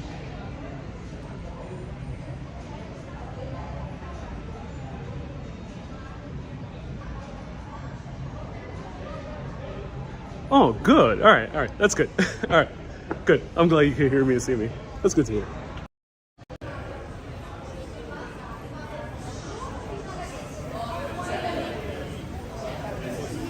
Valerie says, if you could choose to have one other passport, which would it be?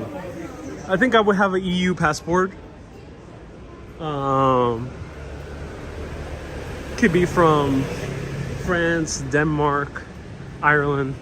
But I would love to have the ability to travel anywhere in Europe for many months. Actually, I would specifically have an Irish passport because that grants me easier access to the UK as well. So, yeah, Irish.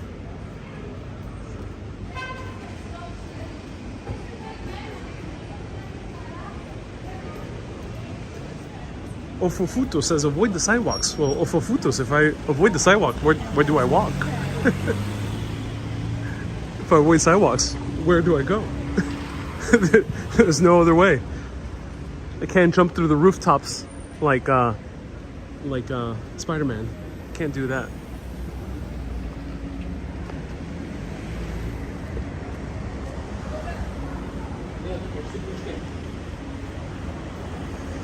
Hey, Blackout says, have you been to Romania? Yeah, I did cover Romania in Urbanist back in 2017, 2018. It was okay. Not my favorite city, but.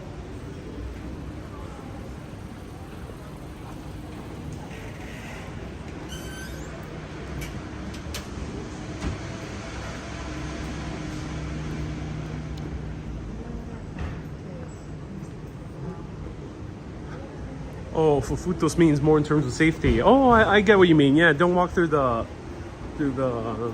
more emptier streets. Yeah, I get what you mean. Right now we are in a pretty more trafficked street.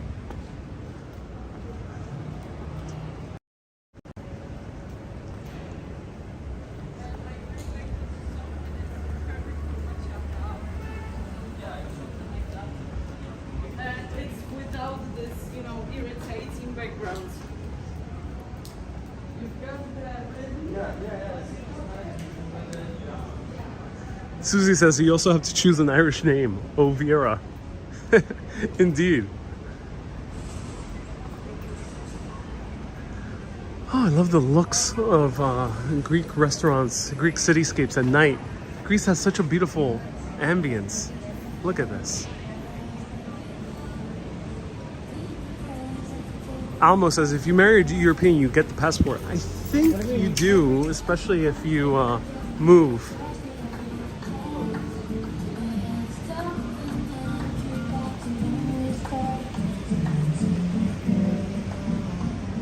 Marlo says, how does the air smell here?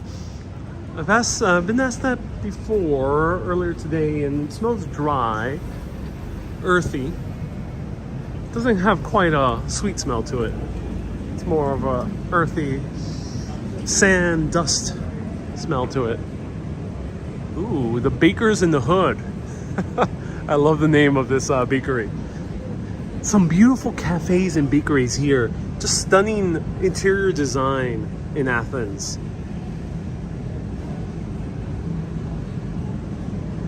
I think New York City needs to start hiring more Athenian interior designers. I mean, even this like Chinese food place. Look at this. So we got some Chinese food, Athenian Chinese food called East Pearl. Got the guys at the walk here.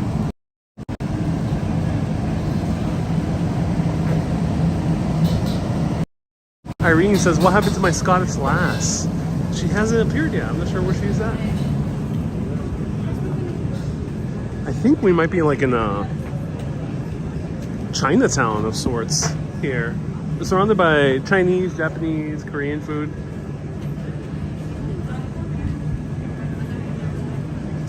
I'm not sure where we're at. Someone said earlier, go Kukaki. Kukaki, yes, is on my list. It's a very hip neighborhood as well. Beautiful restaurants. Look at this. Wow. Hey! Millie says, ooh, Ariel, you've arrived. Love Athens night, and it's a vibe. Athens at night is a vibe. Oh my god. It's a Japanese market. Oh no, this is like a wine and liquor store with some sake. Have you been to Sparta? No, I haven't been to Sparta yet. Wow, I love the vibe of this place. What is this? This place is just simply called Sweet. And it's so minimalistic. I love this neon sign. It's like a different emoji. Ofofuto says, go to Metaxurio. Ofofutos, are you joking with me? Isn't that supposed to be one of the more dangerous areas, along with Ammonio? Might be mispronouncing that. Ammonium?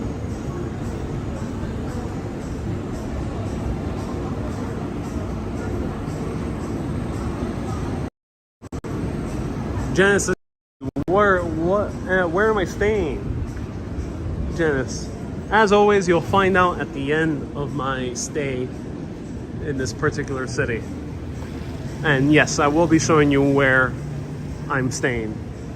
As I mentioned, only the finest for me, only 5 stars or above for me. Nothing lower than 5 stars. Just try opening my sparkling water. Gonna drink and walk, everyone. Get crunk on sparkling water. Ah. Is it legal to drink and walk? Let me know. Drinking, I mean sparkling water. Strictly. This is not vodka straight, ladies and gentlemen.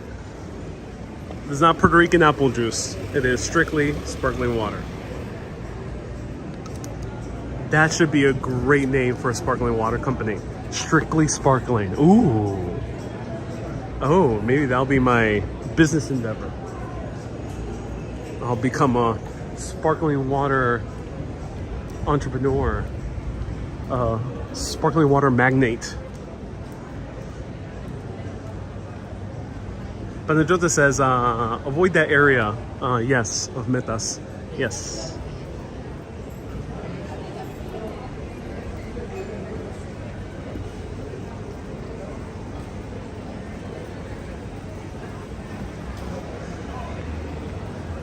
So here we have more places. Oh, I've seen this place, Mamacita. Beautiful bar.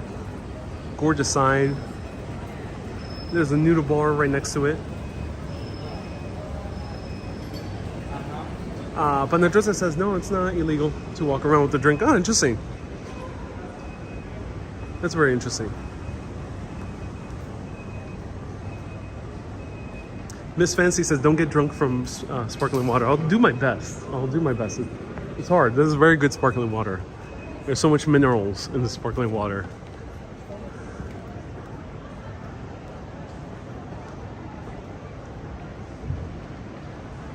Hey, W Gator says hello. Ludo says, I'm gaining the urbanist spirit right now. What is the urbanist spirit, Ludo? Do enlighten me.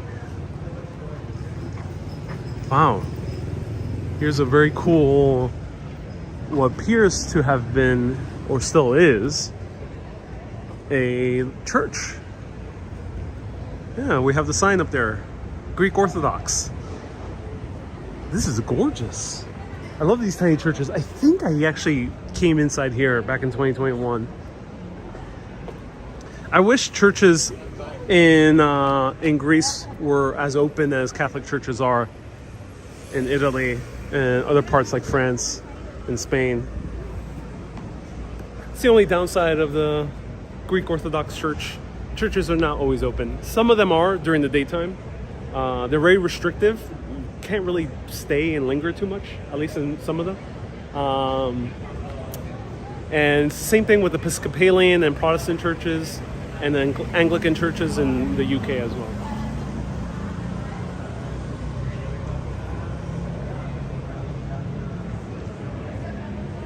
Ofofuto says you have to avoid common sense. You have to avoid, yeah. Indeed, Ofofutos. Ofofuto says yes, you have. Oh, Ofofutos, yeah, Ofofutos. I do appreciate that you were watching those live streams from 2021 so intently. Yeah, I do remember visiting this. Ooh, actually, we can actually see a little bit inside. See? Oh, right there. That's a lot better. It seems like there's a specific saint here that is the icon.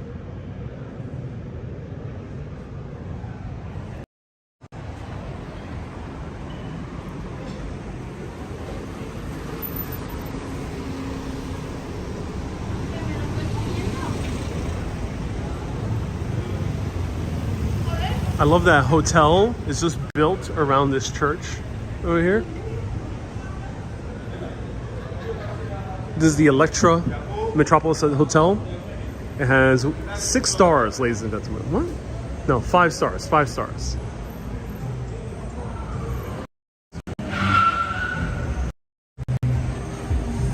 This is definitely not my hotel.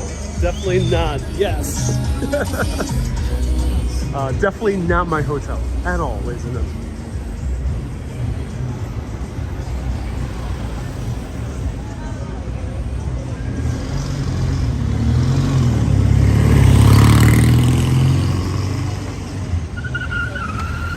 Petro says there's a cave in that church. Really? Like down below?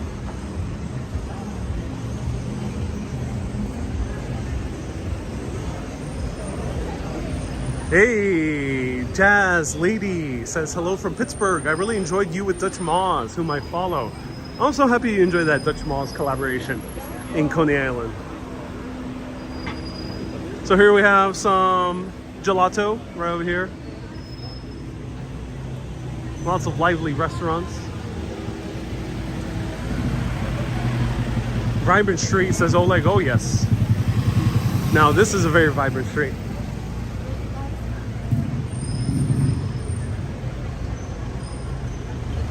Here we have a grocery store called Ogi.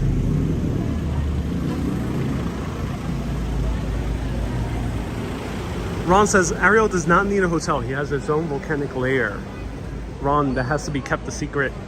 Can't be revealing that I'm staying at the volcanoes on the Greek islands. And I come to Athens via helicopter on a daily basis.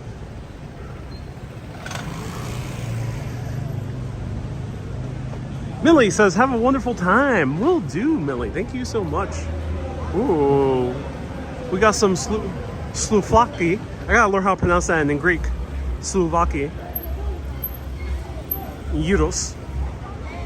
Right here. Massive restaurant for Euros. Cool thing about eating here in Greece, similar to France, is that it's not too fussy. You sit down, you have a casual meal, you can take your sweet time eating. Not too fussy like it is in the US, where there's a time limit. Oh wow, look at these eaters.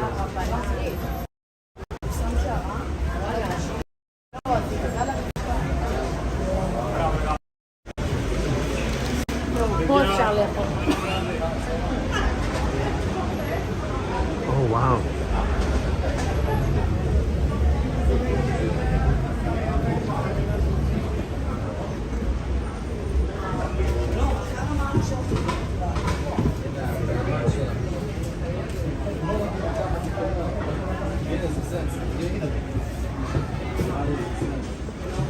Petros recommends Kukaki. It's only 5 minutes away. Petros, you mean 5 minutes walking or 5 minutes driving? I don't have access to a car right now, but that's cool to hear. Kukake is nearby. I will be visiting it. I will be showing it.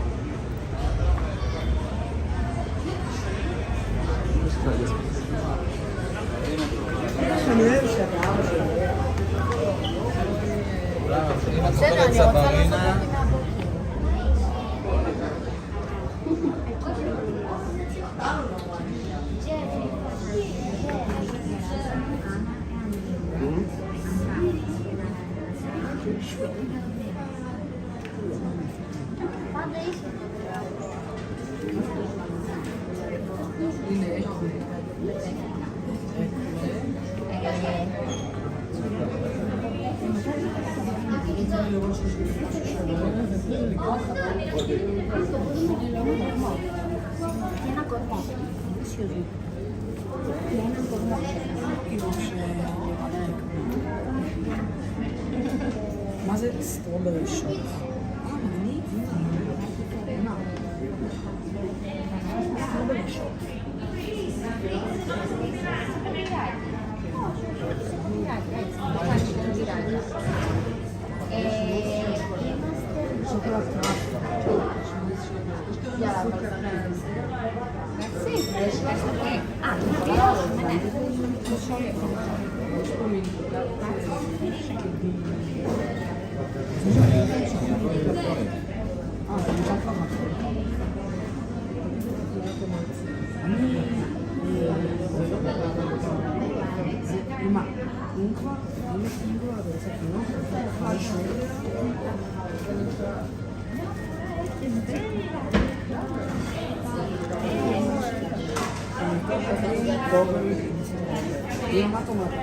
strawberry shot.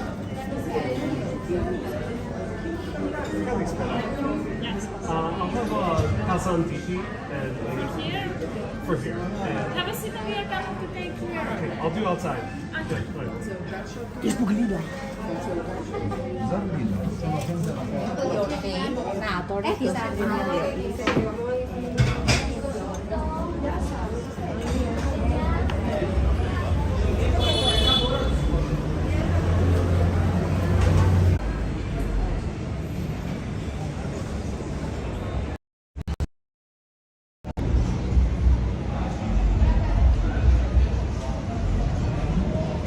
So hello everyone. I'm not sure if I'm continuing from the same live stream before. My battery ran out surprisingly fast, way faster than it usually does. It might be the heat. But I just tried to restart the live. I think this is a new feature. Let me know if it started live again on the same YouTube video. And in Facebook, it might be a new video. Let me know how it's working. I'm very curious. This is the first time I've ever restarted a live video after it has gone dead completely. So maybe restart from the same live. But yeah, my battery just went dead. I just hooked up to my battery pack and let's see. So Jenny, Ron, Nebul are all confirming it's the same live video. That's awesome. That's really cool. Let me know on Facebook for anyone who's in. And someone was saying go to Kolonaki, not Kukaki. Kukaki. Oh, they're two different neighborhoods. Thank you so much.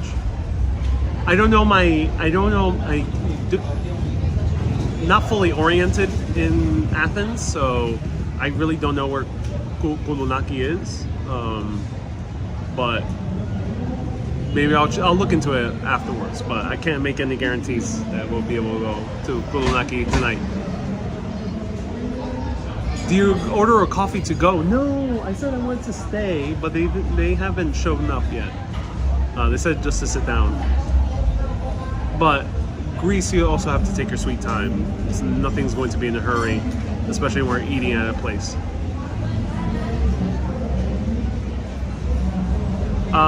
Continue fine on both Facebook and YouTube. It's frozen on Facebook.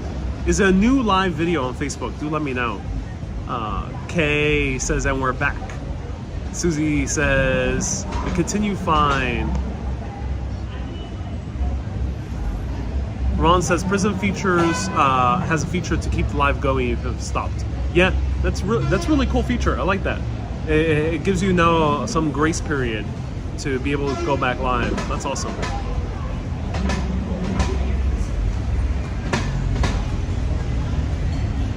Petro says Kulunaki is the best place in town. Oh, that's good to hear. Susie says, yeah, it's a new live on Facebook. All right, cool. But it's cool that's the same live on YouTube. That's awesome to hear. You have seen Athens. Go to Piraeus. Much better, cleaner, less tourists. I do plan on covering that area, so stay tuned. April says, what's wrong with you, Ariel? You don't have all the neighborhoods worked out on day one. Yeah, it's sometimes as a New Yorker, I also have to remember to not assume that people just know their way around Manhattan. I can't just say, hey, if you're in Times Square, for example, oh yeah, man, just like Central Park is just nearby. Just go Central Park. It's like right there. I gotta keep in mind not to do that because to me it's obvious. To people who've been in New York City for a while, it's obvious. Hey, hi. I'll have a Kazan Dipi, please. Kazan Dipi water? And sparkling water. Okay. Yeah, thank you so much.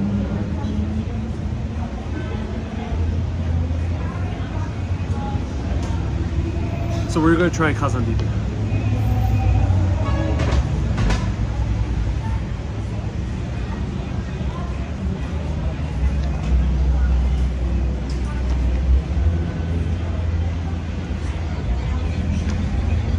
I'm checking out the menu.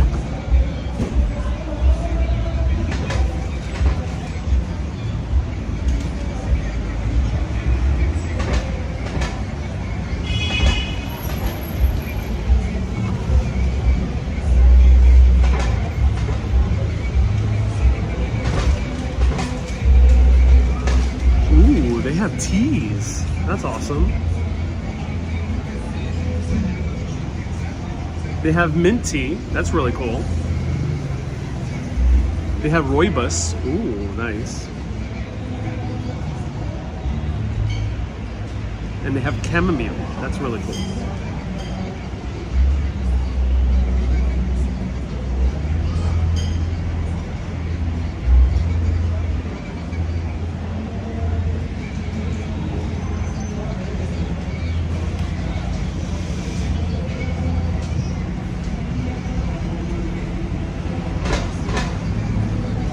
Really cool menu. I gotta show you.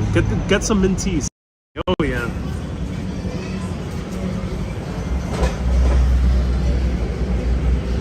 Fivos says recommends Birdman for some amazing food. Oh, Fivos, thank you so much. All the Greek viewers, thank you so much for the recommendations. I'll attempt to go to Kulunaki soon after we try some dessert. Alright, thank you so much. Water. Kazan Dipi. Enjoy. Thank you. Okay, everyone. I'm excited. Here we have a new sparkling water to join this night of just water after water after water. We are hitting the water hard tonight. And no, this is not vodka. This is not gin. This is 100% water from Greece. Suroti. Suroti dating back to 1916. Someone said rooibos tea is amazing for you. I love rooibos tea, yeah. If it weren't so hot, I would have a tea, but it is super hot. It's hard to focus because it's so dark. But let me see where the origin is from. Oops. And clean my lens. There we go. There's like a party going on nearby, so I can't wait to go. But let's see. It's written in Greek, so I don't know the origin of Suroti. But Joseph says this is one of the best. Ooh, all right, let's try some sparkling water, straight. Ooh. Okay. This one has more of sharper bubbles, I would say. This one has a bit more of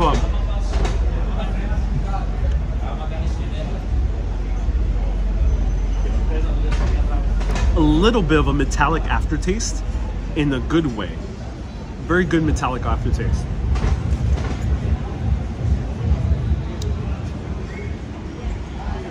Wow, this is great water. It tastes like Aphrodite herself has swim in this spring water, infusing it with her own charm. And every sip is a sip of love. That's great. Mineral, Janice, yes. Almost all the waters you find basically anywhere in Europe, but the majority, especially in Greece, they're all mineral waters. The only water I would recommend not getting is Nestle Pure Life. That is just tap water that's distilled. It's dead. It has no flavor. It won't quench your thirst. Don't get Nestle. Unfortunately, here in Greece, they do sell Nestle, also in France. But these type of waters, anything that's local is going to be great quality water. Highly recommend it. But let's try. We're not here just for the water. We're here for the dessert as well. What's the fizz factor? April, it has a medium fizz. So right here, look at that. A DP Kazan. It's like made with rose water, buffalo milk. I love some buffalo milk. It's sliding. I gotta watch out. Some buffalo milk, some it seems like some cinnamon with some rose water. Wow, it smells rosy. Wake up and smell the roses, everyone. Woo! It smells like a perfume. It's like hanging out with a grandma. That's a smell. It's like hanging out with a grandmother who wears too much perfume. Cheers.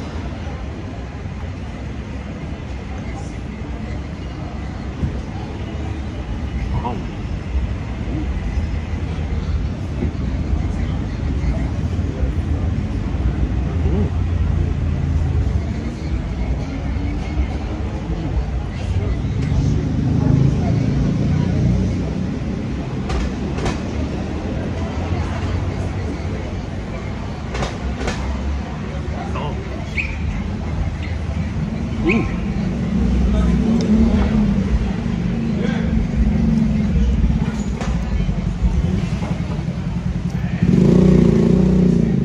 Wow.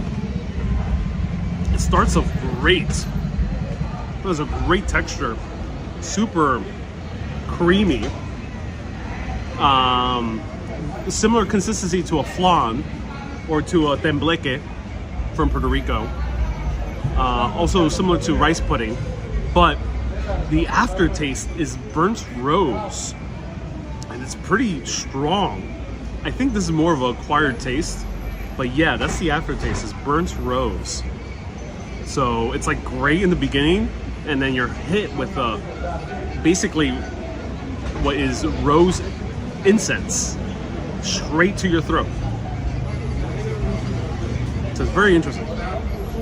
Super perfumey, really good, but I think it's an acquired taste.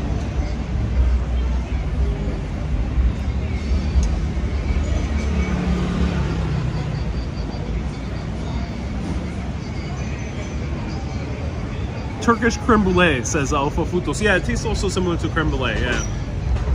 But it's not Turkish. Remember, in Greece, all this is Greek. The coffee's Greek, the baklava is Greek, the falafel's Greek, the gyro is Greek, the souvlaki is Greek. The Greeks are Greek. Even Turkey is Greek, because it was founded by Greek. It's all Greek, at least when you're here. Okay. So, let's stick to that. If you don't know what I'm talking about, there's a very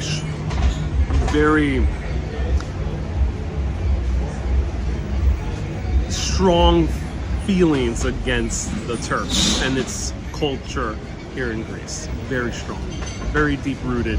The Ottoman Empire was the ruler or conquered Greece for more than 400 years. So it's a very strong sentiment that Greeks have today. So as far as we're concerned, when you're in Greece, everything's Greek. Esfiel says even the Corpodar is Greek. Well, if you go pretty deep, even the Roman Empire was Greek. So yes, to extension, even Italy is Greek. Neptunser says Turkey is Greek is the quote of the day. Ludo says even the Greeks are Greek. Indeed, even the geeks are Greek as well. Maximimi says Greece has some complexities with Turks. Yes, it's a very sensitive topic.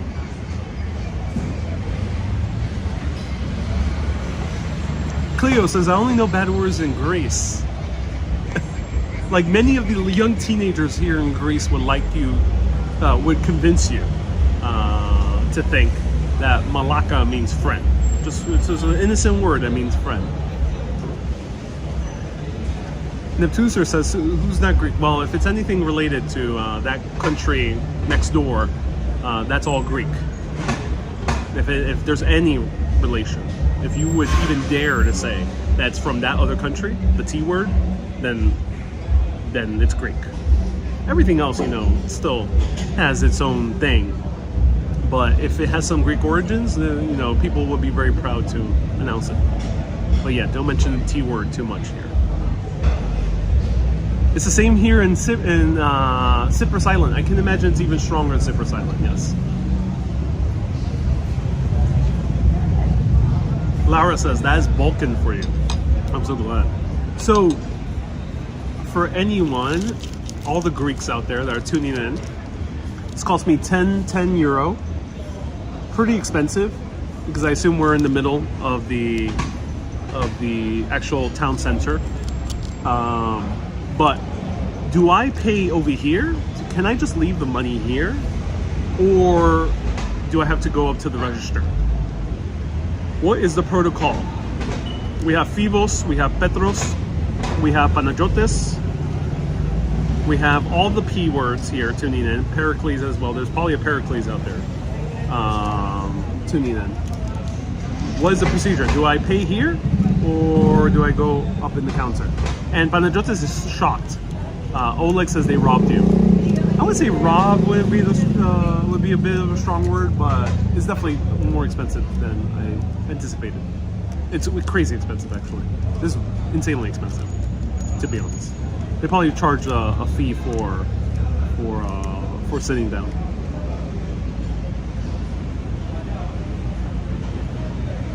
Oh, Fofuto says yes, you can leave the money here. Okay. People says just call them to the table to pay, says Phibos. And let's see if we have any other. Safer to go to the register, says Panayotis. Okay. Cole says it's tourist prices. Or Fofutos says yes, you can leave the money here. No tips, that's included. Yeah, they don't even say if tips are included or not. Let me show you. This was more expensive than the pasta. This is as expensive as the pasta, beer, and sparkling water that we had earlier.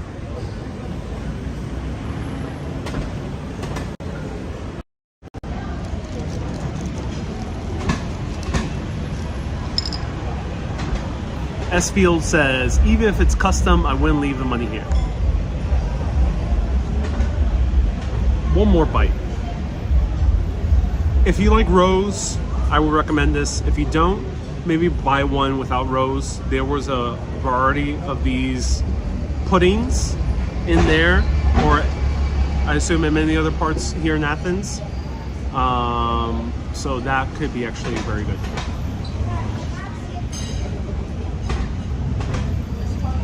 Yeah, not my favorite. It's well done. It's a well-made pudding. I personally don't like the taste, but it's a well-made pudding, and the taste is appropriate for the actual type of dessert.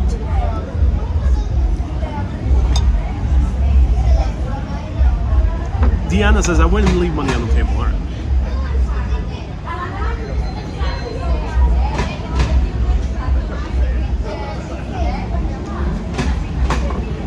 April says too floral. Yeah, a bit too floral for my taste. All right. Hey, George says my friend, formerly of Metro Detroit, was in Athens and in Santorini. Enjoy yourself. Opa. Hey, and Petro says, Locomades? Ofofuto says this was a borderline tourist trap. Indeed it was. But that's the risk you take when you're in a place like this. Though, do watch out. Let's see what the prices say here. Let's see if they add them.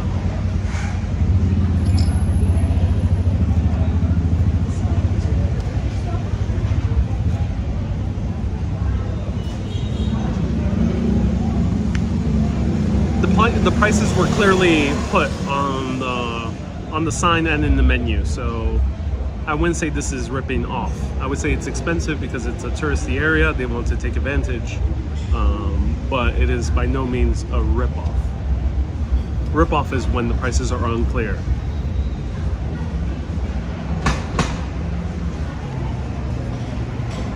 So the Kazan Deep ordered.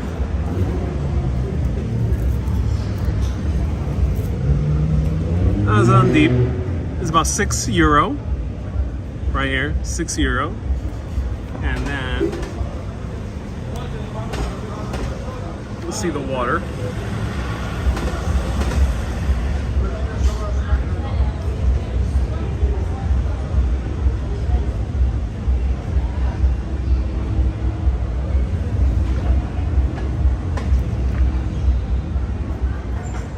This is where they get you.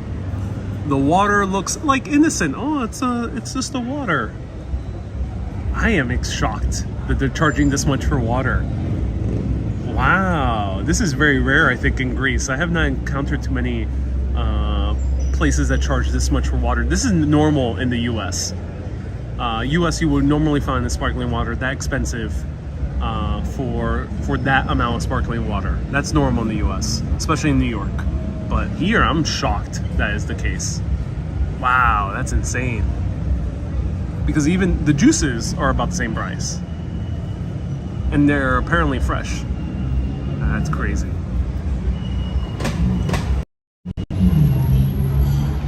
Yeah, there we go, ladies and gentlemen. I wonder why. Let me know. Greek viewers, any insight? It's most likely because it costs you to sit here. That is the case, yes. That is the... I assume they want to charge a premium for sitting here.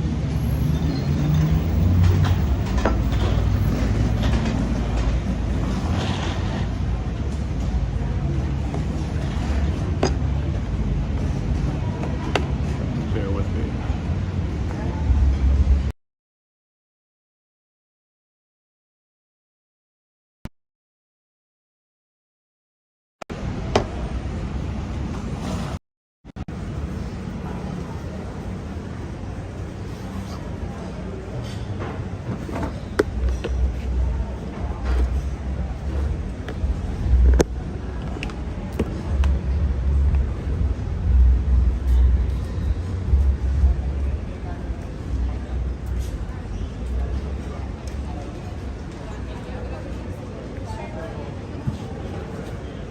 Hey, yeah, pay your card.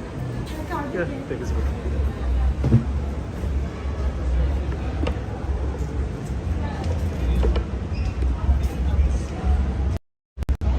All right, she came to charge via card. Enjoy the views of the street as I pay.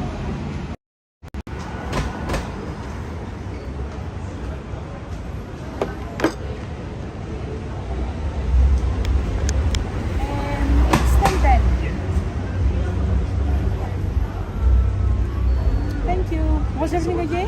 What? Was it okay? It was okay. Yeah, it was well made, but just too much rose for me. Yes. Yeah, very strong.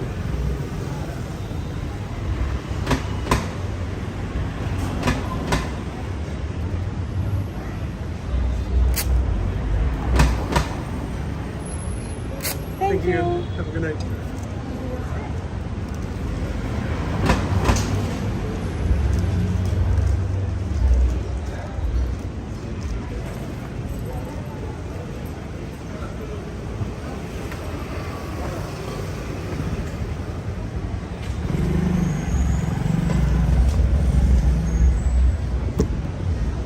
Okay, so if anyone's interested in having super extremely expensive sparkling water, you can go here. But the sweets do look good though. So if you want sweets here in the middle of the most famous square, yeah, because we're right by KFC. I wonder if KFC is better in Greece. What do you think?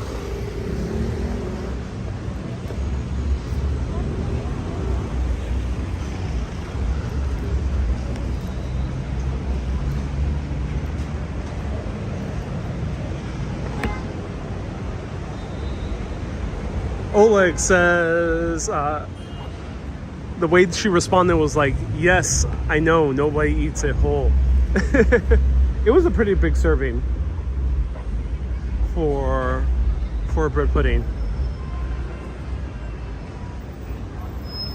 SVL says KFC is also Greek. I told you, yes. Yes, indeed. Oh, what is this thing over here? A little trolley.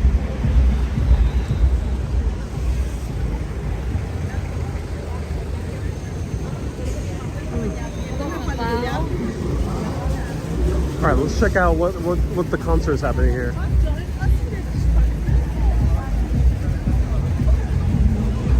Stormy says no to American food. I can't stand American food. Oh no, Stormy. Why not? What did American food ever do to you? Stormy, haven't you ever enjoyed a burger? Have you ever reveled in the slice of pizza? Marveled at the creaminess of a tuna melt? Enjoy the chewiness of a bagel with cream cheese and some lox?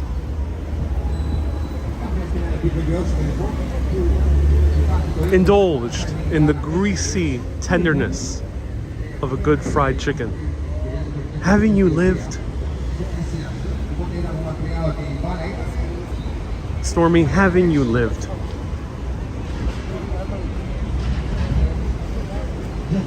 India says Greek salad with the carafa of local red wine. Oh, that is very good.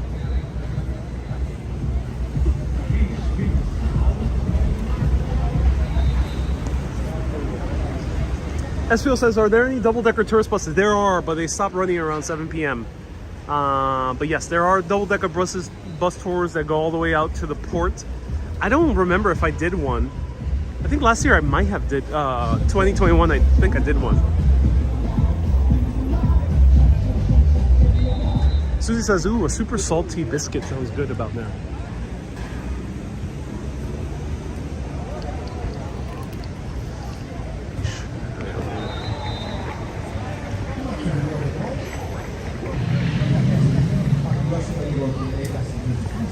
So there's a concert here happening.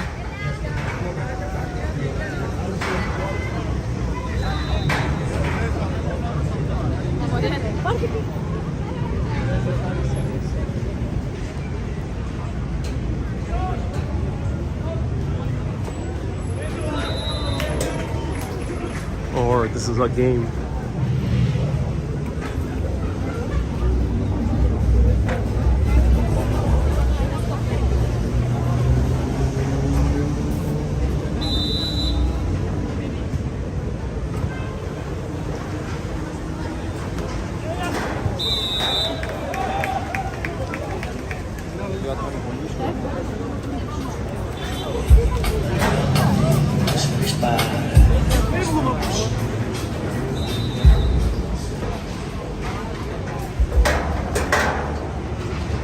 That's kind of cool. It's a competitive volleyball match.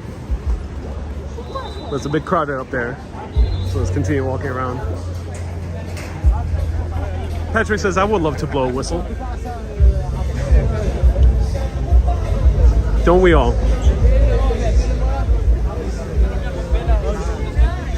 This is sponsored by Lipton. Classic American company.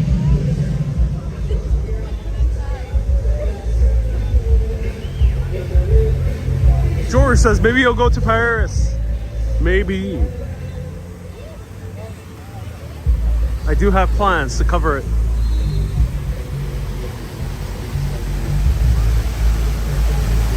Esfield says, we will always have Santorini, indeed.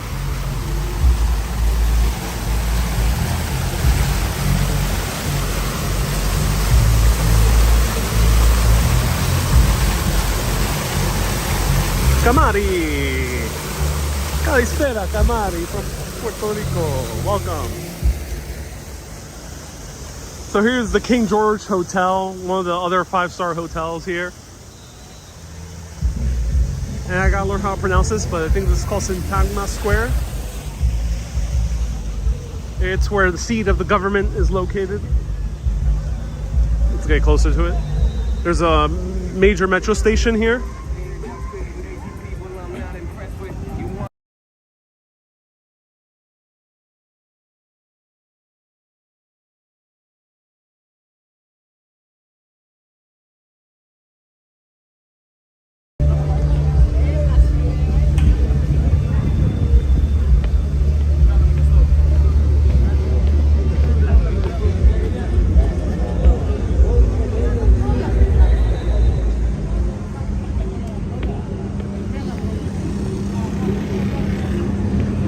Here's where the change of the guard happens. I think every morning, every weekday morning at least. They wear the funny curly shoes. You might have seen photos of the guards here. Petra says people are... They are indeed. And that's another aspect of what I love about Greek life. Is that people just chill here, sit down, relax, chat in the middle of a public square. It's very normal to do that.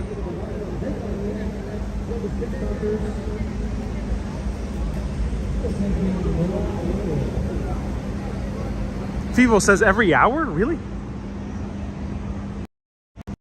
Fivos, do let us know, when does the change of the guard happen? Is it literally every hour? Do they do the entire ceremony every hour? Let us know.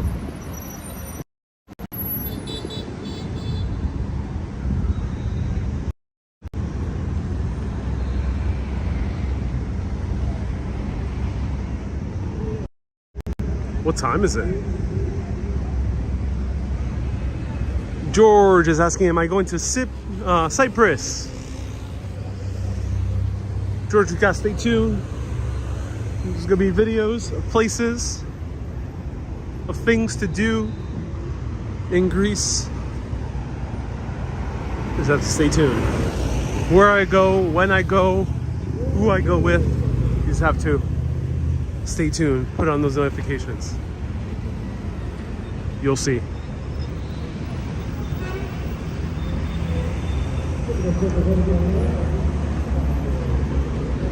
Bob says, keep going and film the guards. Think where you see the show that is in the morning. Mika says it's 10:48 p.m. Oh no, it feels way earlier. I am jet lagged.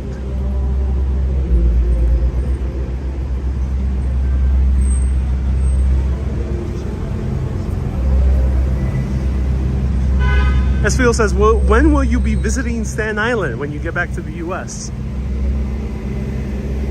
I've been long overdue to do an epic series of live videos exploring the culture, the people, and the history of Staten Island. Maybe that'll be season 2 of the documentary series. 7 episodes going deep into Staten Island, immersing myself and becoming a Staten Islander. And by the end of the day, by the end of the season, I'm wearing a Yankees cap, long white tee, talking the Staten Island accent,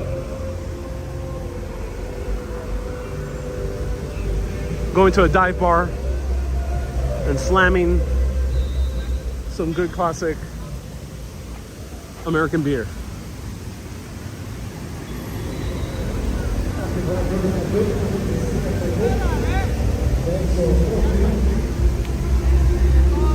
Susie says, Gary, can you please get Ariel and take him back to his accommodation?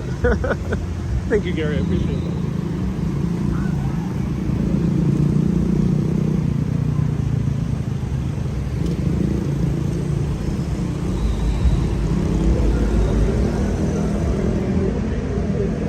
Veronique says, yes, I would love Staten Island walks. Esfiel says you'll be best friends with Pete Davidson. I mean, that is the point. is to is to hang out with Pete Davidson. And Susie says the Yankees cap. Nah, I gotta see. It's the only way I can immerse myself into the culture of Staten Island. But for now, let's focus on Grace. That's what's the most important.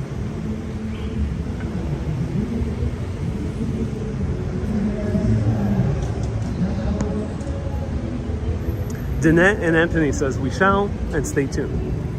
Awesome.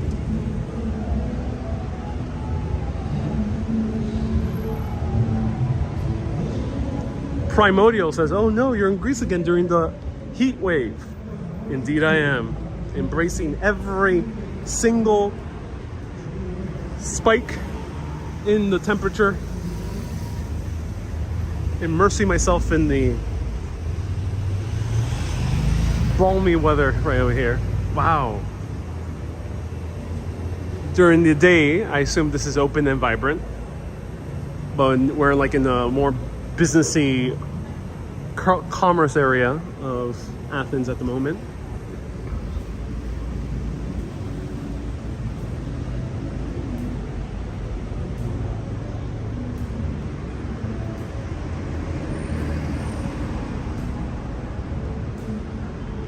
Petro says you're in Syntagma. I am Syntagma. Thank you so much for letting us know. Yes, Syntagma. There's probably not much going on here. Sfield says, do you have air conditioning? I do indeed. I highly recommend against staying in a place in Greece without air conditioning. Do yourself a favor, stay in a place with air conditioning. It is common to have air conditioning in Greece from what I've experienced last time I came here. So I would doubt that there'll be a place where they are not offering air conditioning, as is the case in France and other parts of Europe.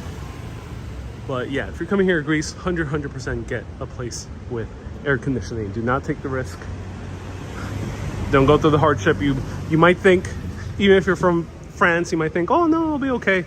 Oh no, it'll be hot. This is really cool. I really like the look of this place.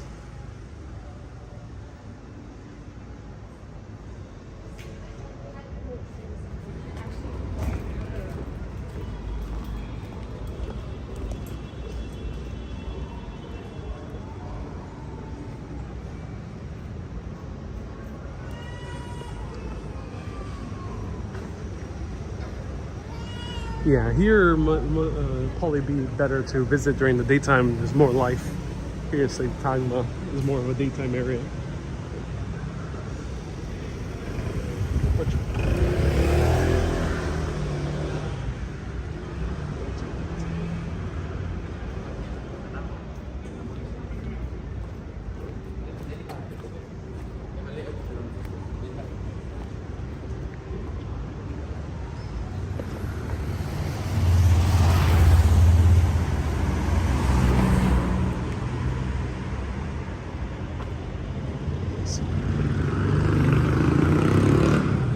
Okay, I see a vibrant area straight ahead.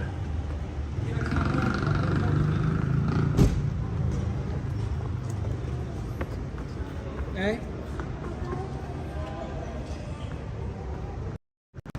Okay, everyone, we are making one more last stop. I think we're going to approach a very, very vibrant area of Athens.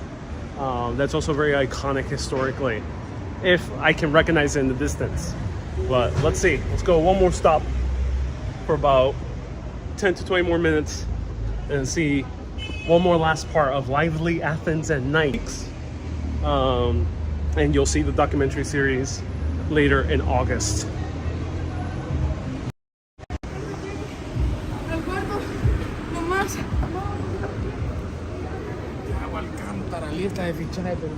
Oh, I love... Oh, here's one of the main streets. Let's go on the main street. Hey! Someone's leaving a comment. Let's see.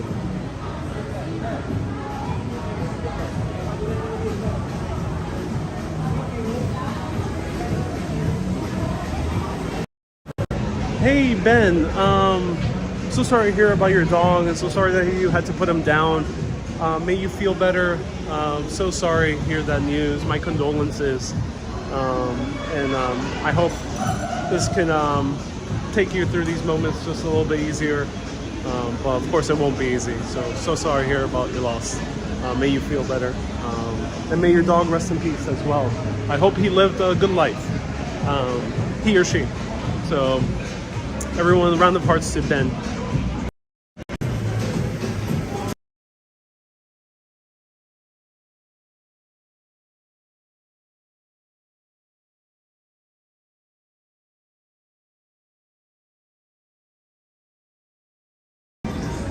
Gary says will we be seeing the documentary on BBC?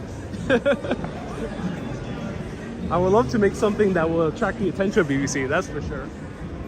So right here we have the main shopping thoroughfare of Athens. At least the more bigger commercial shops right over here.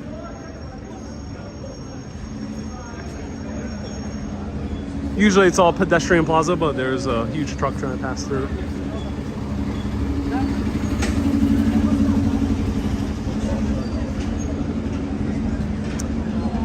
Edia says, greetings, Ariel, watching in Greece. You're watching from Puerto Rico. Nice to see you here. Tammany, thank you so much for tuning in. Lara says, we love our animals. Yeah, indeed.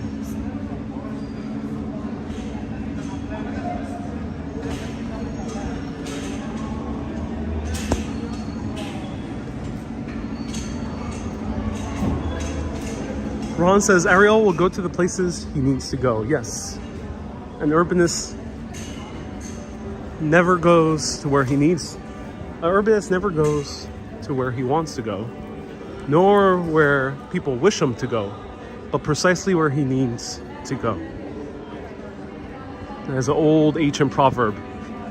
I think it dates back to 5000 BC.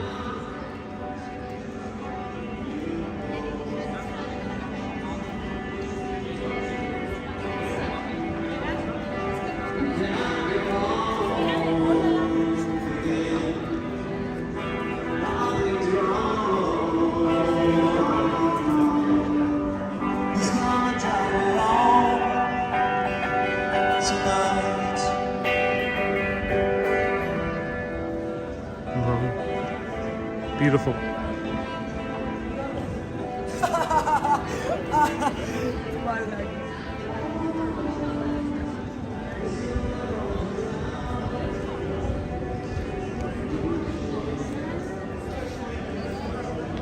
Colleen, thank you so much for tuning in. Hope you're doing well, Colleen. Etis from Maryland, welcome. Teresa, nice to see you here. Hope you and Ro are doing well.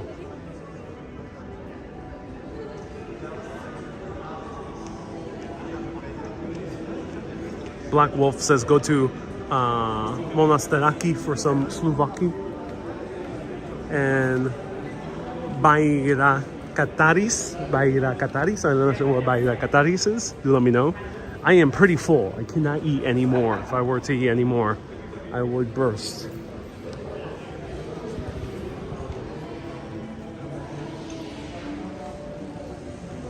But I will show you Monastiraki because we are approaching it right now.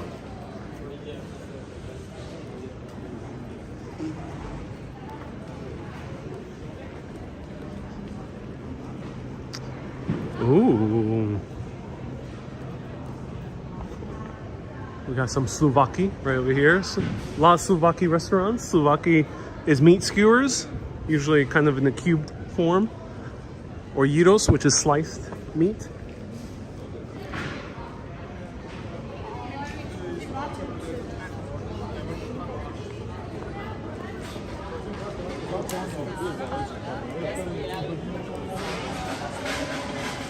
Andy says Walter's World is here. Is he here in Greece right now? That is really cool, actually. That is amazingly cool. I would love to meet him. If people don't know, Walter's World is one of the better travel YouTubers out there. He gives excellent, basic, straightforward, really useful travel advice.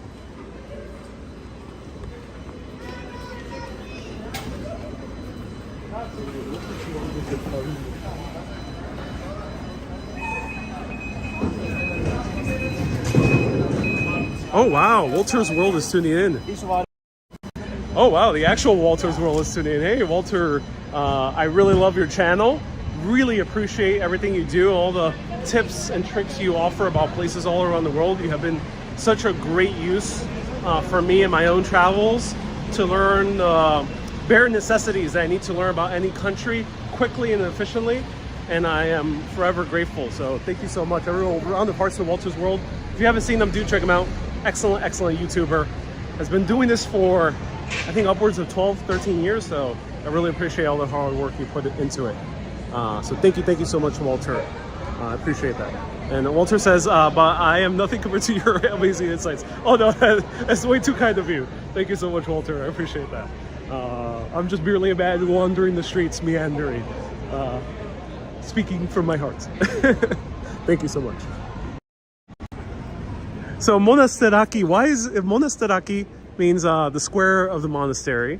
And here's one of those monasteries. Well, actually, one of the ones that were right nearby. This one's very old. I forgot exactly the year, because this is among one of the older church buildings in Athens that's still standing to this day.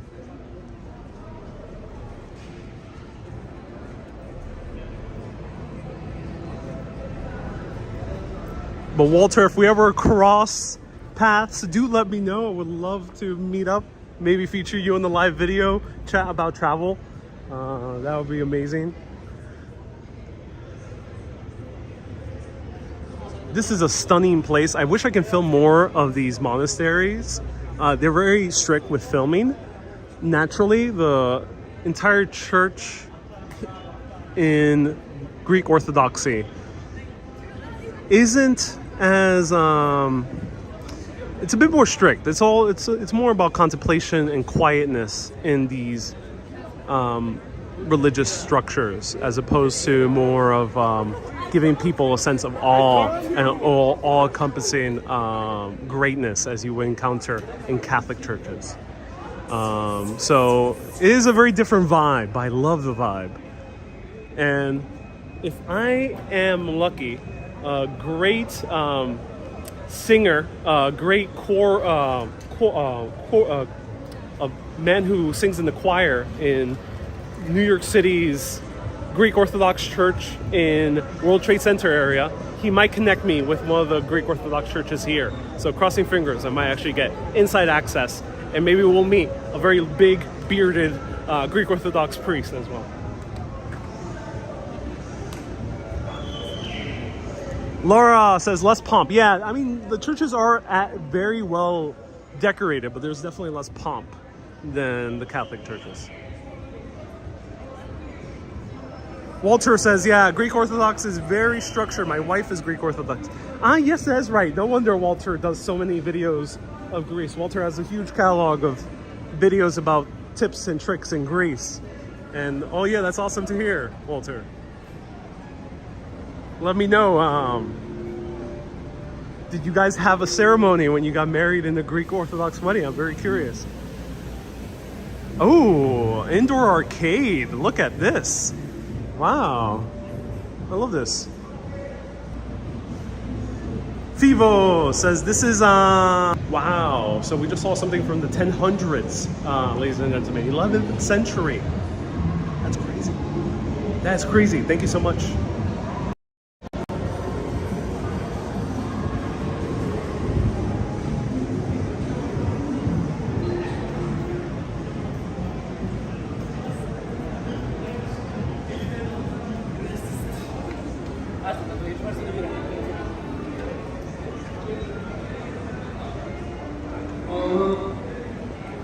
Ben says, thank you for reading my message out. Oh, my pleasure, Ben.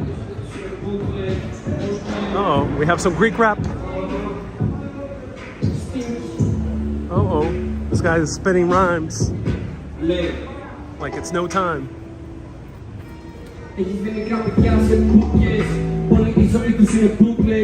Χάλαγαν τα φράγκα με τις χούφτες. Είτε ντράξ, είτε πούδρες, είτε κάνεις, είτε φούστες. Ξέρεις από αυτό εξαρτώνται. Δεν εκφράζονται ελεύθερα με τόσα κόμπλεξ. Μα τι είναι κόμπλεξ. Δεν βρήκαμε τον χρόνο να τα πούμε. Ξέρεις, δεν κάνω κόξεις. Κάνουμε το σπίτι πόπα, γεμίζουμε το τμήμα grow-ups. Βάζουμε σε κάτω φωτιά, γκρεμίζουμε τα βάνια μέσα. Χορεύουμε σαν τα εξωτικά. Σε side trance, σε jam sessions bed. Έχω φίλους που να πάρουν πάνω σε αυτά. Έχω χτυπήσει, ακόμα δεν πονάω. Είναι δικά φρέσκο το χτύπημα. Άμα πλέξεις με τύπο ή τύπα. Έχουμε πατήσει την πληκότινη γραμμή. Πάμε να ξεφύγουμε από τη λωρίδα. Εθισμένη στη φαρμακευτική μας αγωγή. Περιμένεις ίσως την κατάλληλη στιγμή. Νομίζω ότι ζούμε σε νούβελ. Μοιρά μου σε κούτες. Χάλαγα πολλά για 5 ψίστρες. Ούτε μας όμως δεν θα γίνουμε τουρίστες. Προσπαθώ να το φτιάξω να μην έχω τσίτες. Μαν έχεις 11 νύχτες. Περιμένεις ότι κάποτε θα πάρω freestyling? I'm not sure. It looks like it. Σύνορα δεν έχουμε καθόλου στα μυαλά που κουβαλάμε στις φάρμας. Σήμερα καλύτερα το λάγαμε ξεκαθαρά. Okay. Sounds like he has good flow. Παίρνω με τα χέρια και τον ήχο μας. Σκάμε να χαλάσουμε τον ήχο σας. Σύνορα δεν έχουμε καθόλου στα μυαλά που κουβαλάμε στις φάρμας. I don't know, it's all Greek to me though. Sounds good. Look at the Acropolis though. Look at that, wow. I love getting views of the Acropolis, similar to getting views of the Empire State Building or the Chrysler in New York or the Eiffel Tower in Paris. This is the same thing here, the beautiful Acropolis.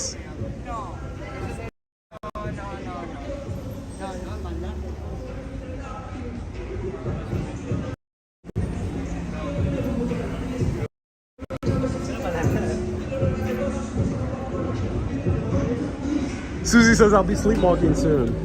Susie, yes, I had very little sleep earlier today. All right, let's check out Monastiraki.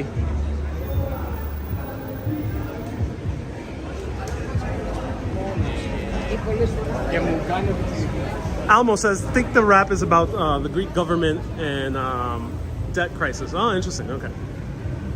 Rapping about debt. Cool. Walter says that was money shot of the Acropolis. Yeah, one of many. There's a lot of great photo opportunities here at the Acropolis. And there are a lot of hotels. And actually, Walter did talk about this in this video about best things to do in Athens is get yourself lodging with a view of the Acropolis. It's a lot easier than other cities of equal views. You won't spend an arm and a leg like you would in New York to get Empire State View or Paris for Eiffel Tower view.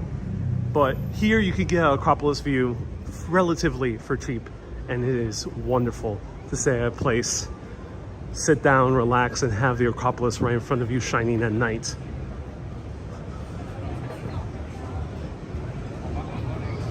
It says Greece is under a heat wave that started today. Indeed. Oh yeah, it's about to get lit here, as we say in New York.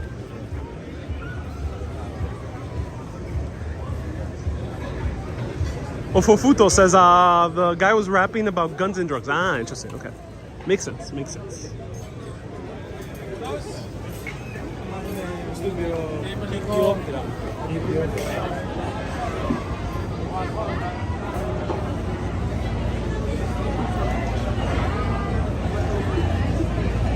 Walter says for everyone watching, it's about 99 degrees Fahrenheit. Oh yes, nice and hot. This is one of the older spots here in Athens.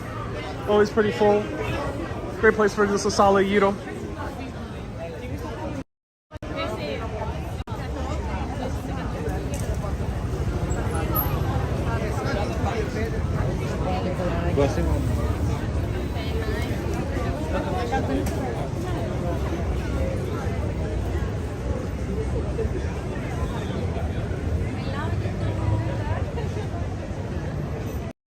One thing you have to, I recommend noticing, especially on my live videos or any time you're in Greece, is to notice that Greece has such a high level of conviviality, which is not the case in a lot of other countries. The only other place I've seen such high conviviality is in Ireland. So conviviality is kind of a little bit more than excitedness and extroversion, but conviviality is more kind of this sense of like people are hanging out together, people are coming together, enjoying time. Like even though you might be in public with your own group of friends, you're still kind of part of this bigger unit.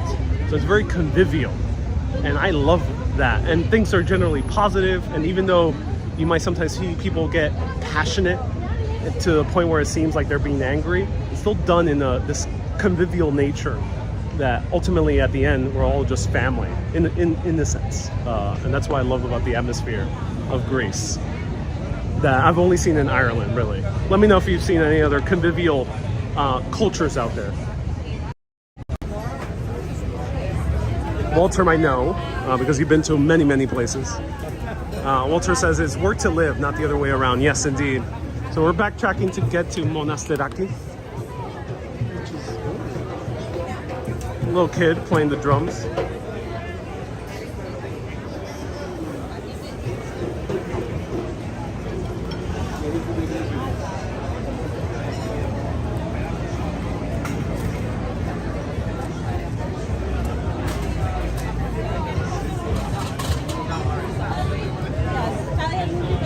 Seth says, can't wait to go back.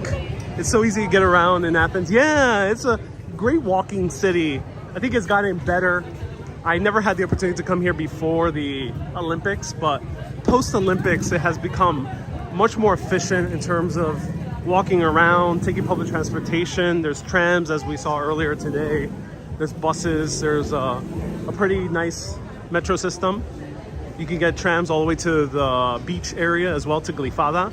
So it is wonderful, wonderful city. I really love the energy and the pace of Athens.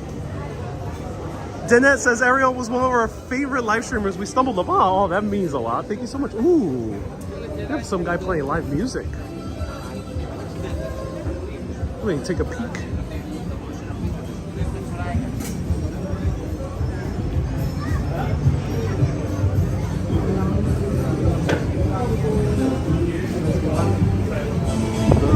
Playing live music.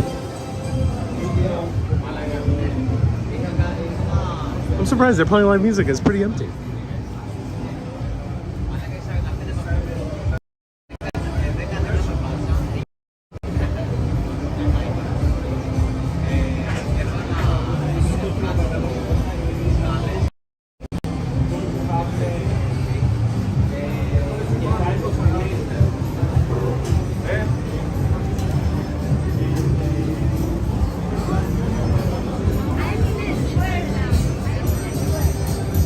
This guy's also playing music.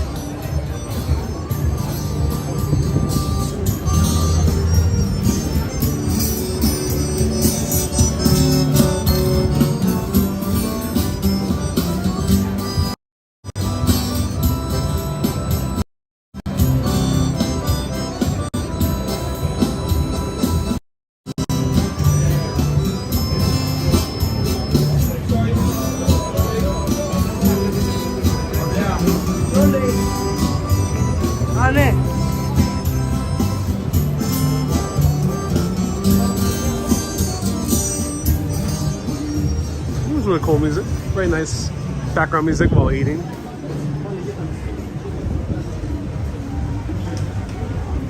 More pasta. They're everywhere now.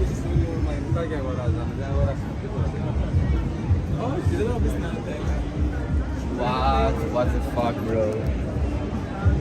Winston says Ammonia. I gotta learn how to pronounce that one. Ammonia does have a vibrant scene. I really was impressed when I came here in 2021 to Ammonia. It has a bad reputation because apparently it's a very kind of grittier neighborhood, but I love the vibes when I went there, especially the square. It had a very vibrant atmosphere.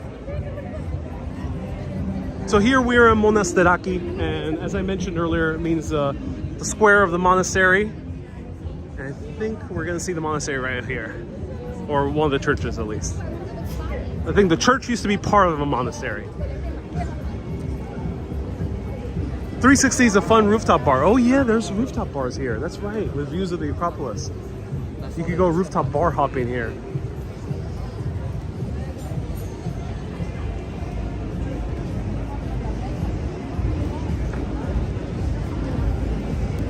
Hank has a great quote. He says, Greece is Greece.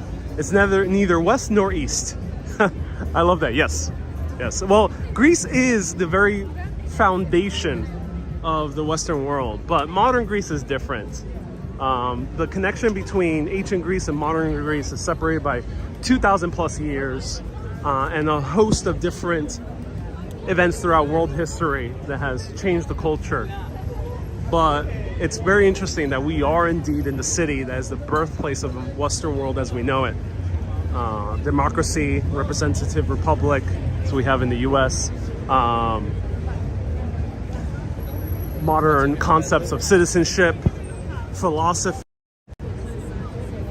science, the very empirical scientific method, all based here in Athens, all started here in this city. It's quite impressive, truly.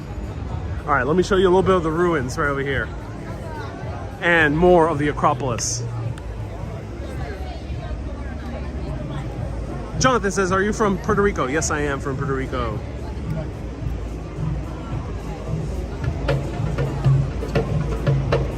Dinesh says, as an odd matter of fact, the first time I saw Ariel, he was visiting a bakery. That's funny.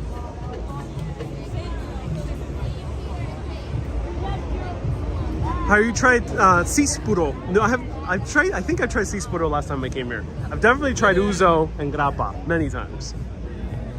Okay, so this is one of the more popular squares here in Athens. Definitely more popular with tourists. It's definitely like the Times Square of Athens right over here.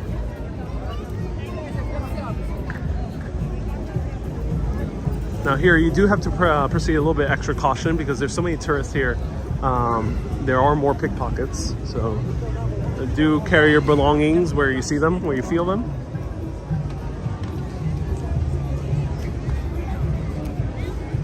Down here there's like a huge market during the day, but that's closed at night. Here's one of the train stations. I think this is one of the older train stations. This dates back 100 years ago. I covered the history 2 years ago. I have a short video on it. Maybe I'll do it again. But yeah, this is the very start of the metro system. And the original station dates back about 100 years ago or so. Almo says the sparkling water here is ridiculously expensive. Just that one bakery we went to. It's not common. Oh, we got more rappers here. We got more freestylers.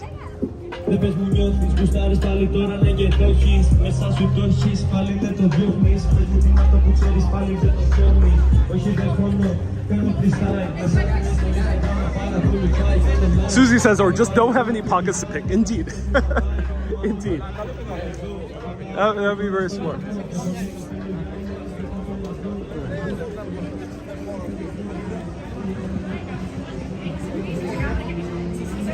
Are these places open late at night? No, a lot of the ruins are closed by 8 p.m. most of them. It's good that they're open pretty late.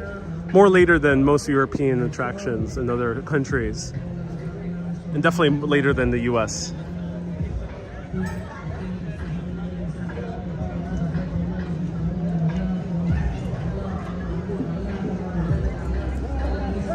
Ron says, or just don't have pants so you won't get pickpocketed. Indeed, yeah, just omit pants overall. I also covered this last time I came here, but this is Hadrian's Library. So this is an ancient Roman site.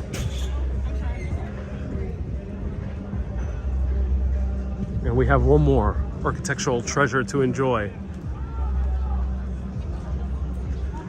Ida says, what a great site. It is a great site. Just beautiful. Wow. Let's check out a little bit more of the ruins at night.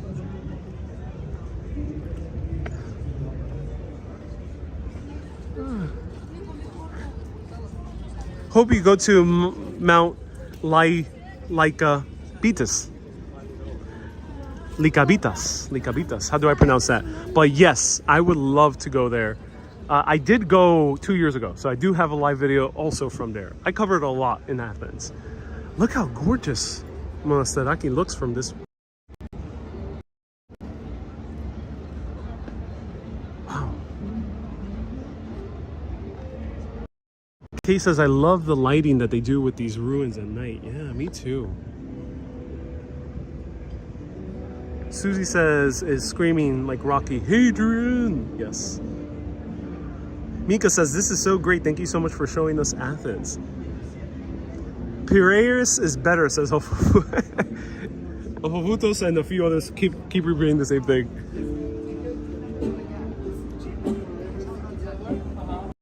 All right. Woo. It's still really hot. Now a tiny little breeze is coming in, but it's still pretty hot. Let me know if you want to see one more ancient ruin here lit up at night. There's one just right up there, around the corner.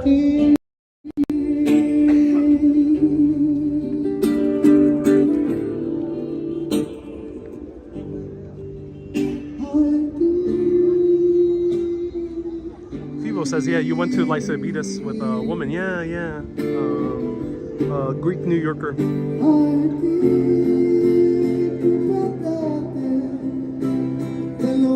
Wow, this guy's good.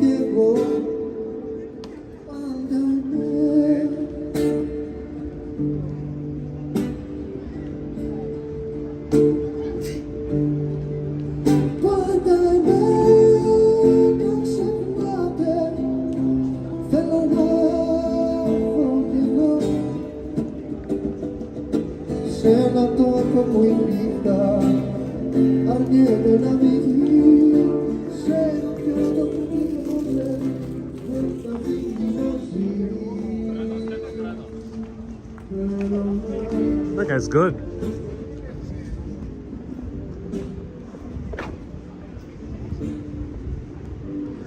So a little bit further up is the oldest neighborhood in all of Europe, which is Plaka. Oldest continuously lived in neighborhood in all of Europe. And I think the other ruins are here. Is it this one?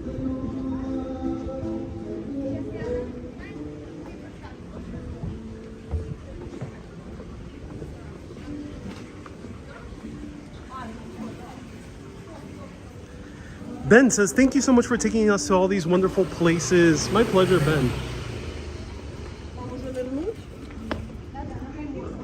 Oh, right here. Ooh. Okay, here we have two cool things. Wow.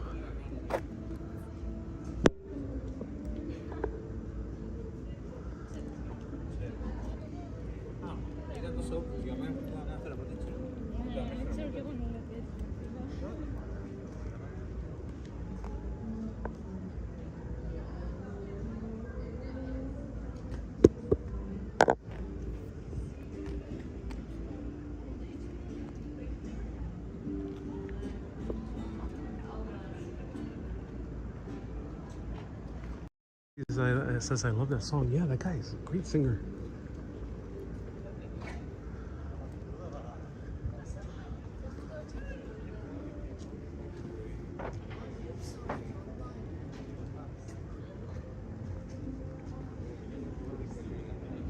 Wow.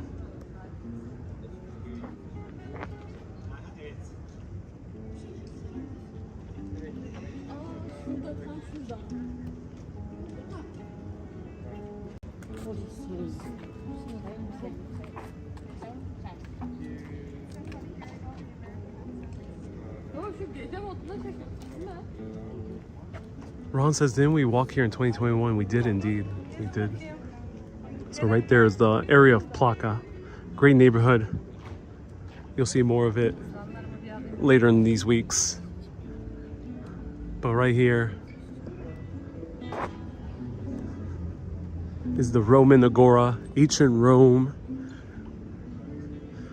also had a presence here. Ancient Rome was basically continuing the Greek tradition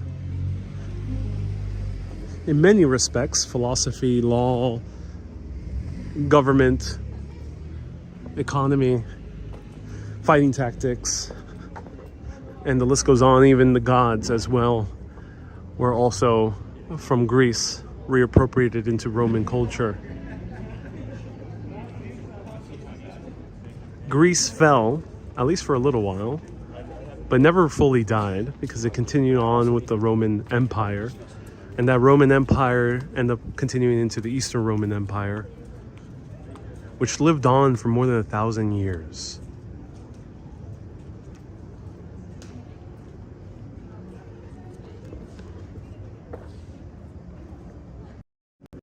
It goes to show that a idea powerful enough can live on for millennia.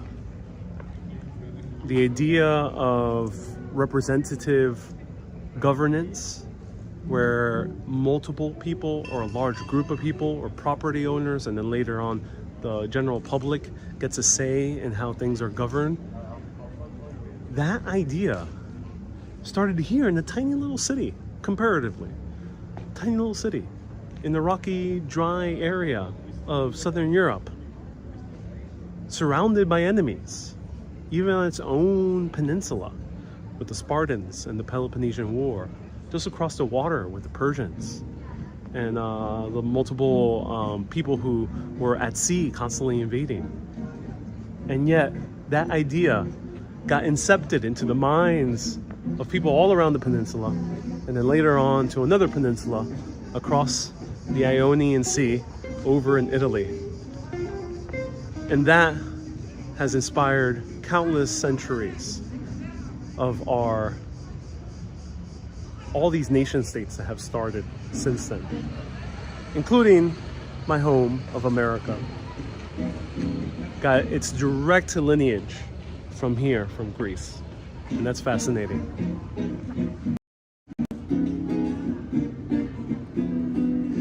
And even the very concrete, I've been talking a lot about concepts that most of us may not have a direct relationship to, but even the actual building, this type of architecture we see all around the world.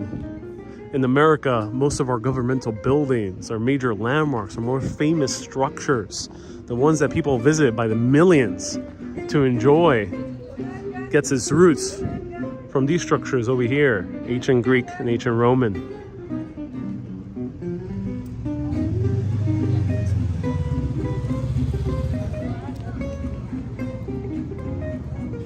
Hank says the Roman Empire fell in 1453. Yeah, exactly. The Roman Empire, due to the Eastern Roman Empire, lasted a very long time.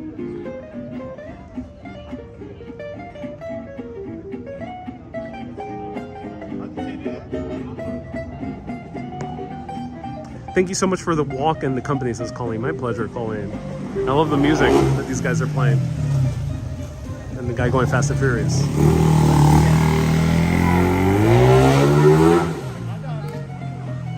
Seth says the Socratic model hasn't changed that much today. Unreal dialectic convos. Same Q&A. Yes, exactly. Socratic method. Even the way we even articulate ideas and form them comes from these philosophers that walk these very streets right here. They went through these halls, went up that hill. Or like Diogenes, pissed in that corner.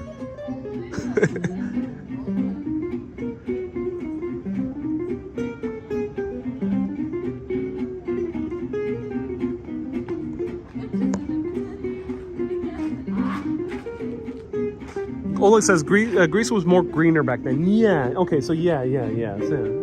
Thank you so much for the clarification. So yeah, Greece would have been greener. At least Athens would have been greener back then. A lot of the forests were taken down as they continued constructing.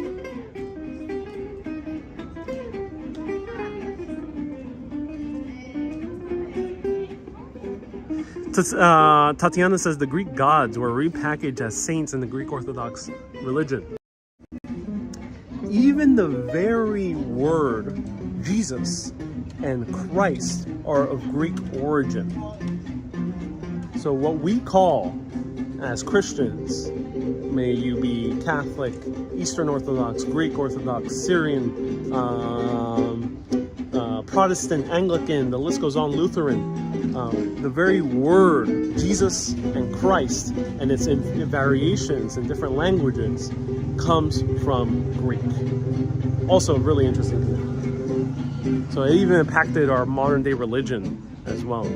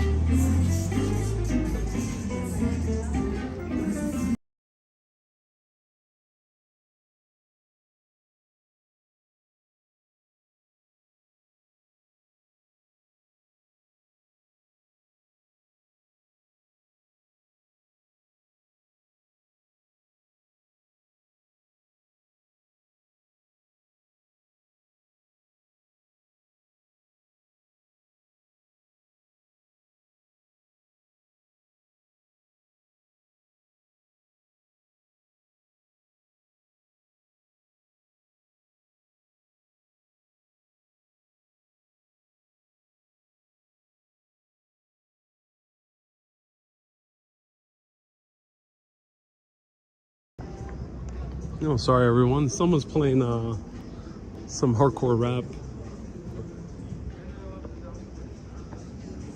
Sometimes people just have very little consideration and they just ruin the vibe.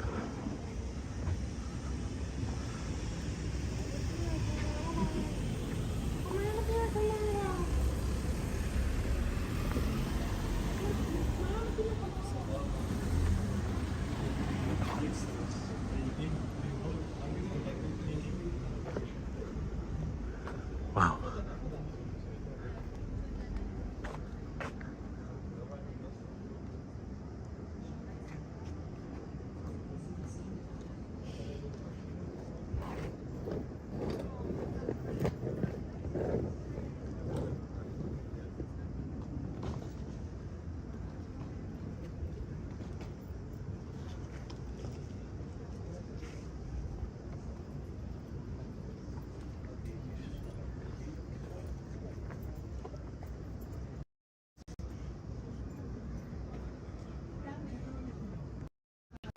All right, everyone.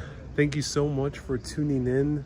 This is Athens in Greece. I hope you enjoyed it. I'll be making a documentary series about Athens. Stay tuned. We'll learn more about its history, its culture, and also its urban architecture as well. And we'll meet plenty of cool people throughout the city that do different cool things here as well. It's gonna be a fun blast. That'll be released in August. Otherwise, I'll be doing random live videos next upcoming few weeks around Greece. So put on those notification button right now on YouTube. Best ways to download the app. If you want discounted hotels all around the world, go to exclamation point hotels right now. It's just.wonder.com, book.justwander.com/@ArielVieira. Put the link right now, exclamation point hotels, write it down in the comments. The link will pop up. And lastly, if you want to become a patron, you get access to bonus videos. Also, you can get postcards from Greece if you become a mega urbanist at $20 or more. Everyone, thank you so much for tuning in. Ofofutu says, where are you going next? Who knows? You gotta stay tuned. But plenty of cool things in Greece still yet to be. I'll be here for a while. Everyone, keep being awesome and always keep on exploring. And as I say on my short videos as well, stay curious, my friends.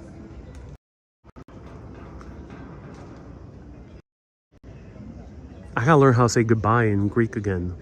Do remind me. But for now, I'll say to everyone, Efaristo and goodbye.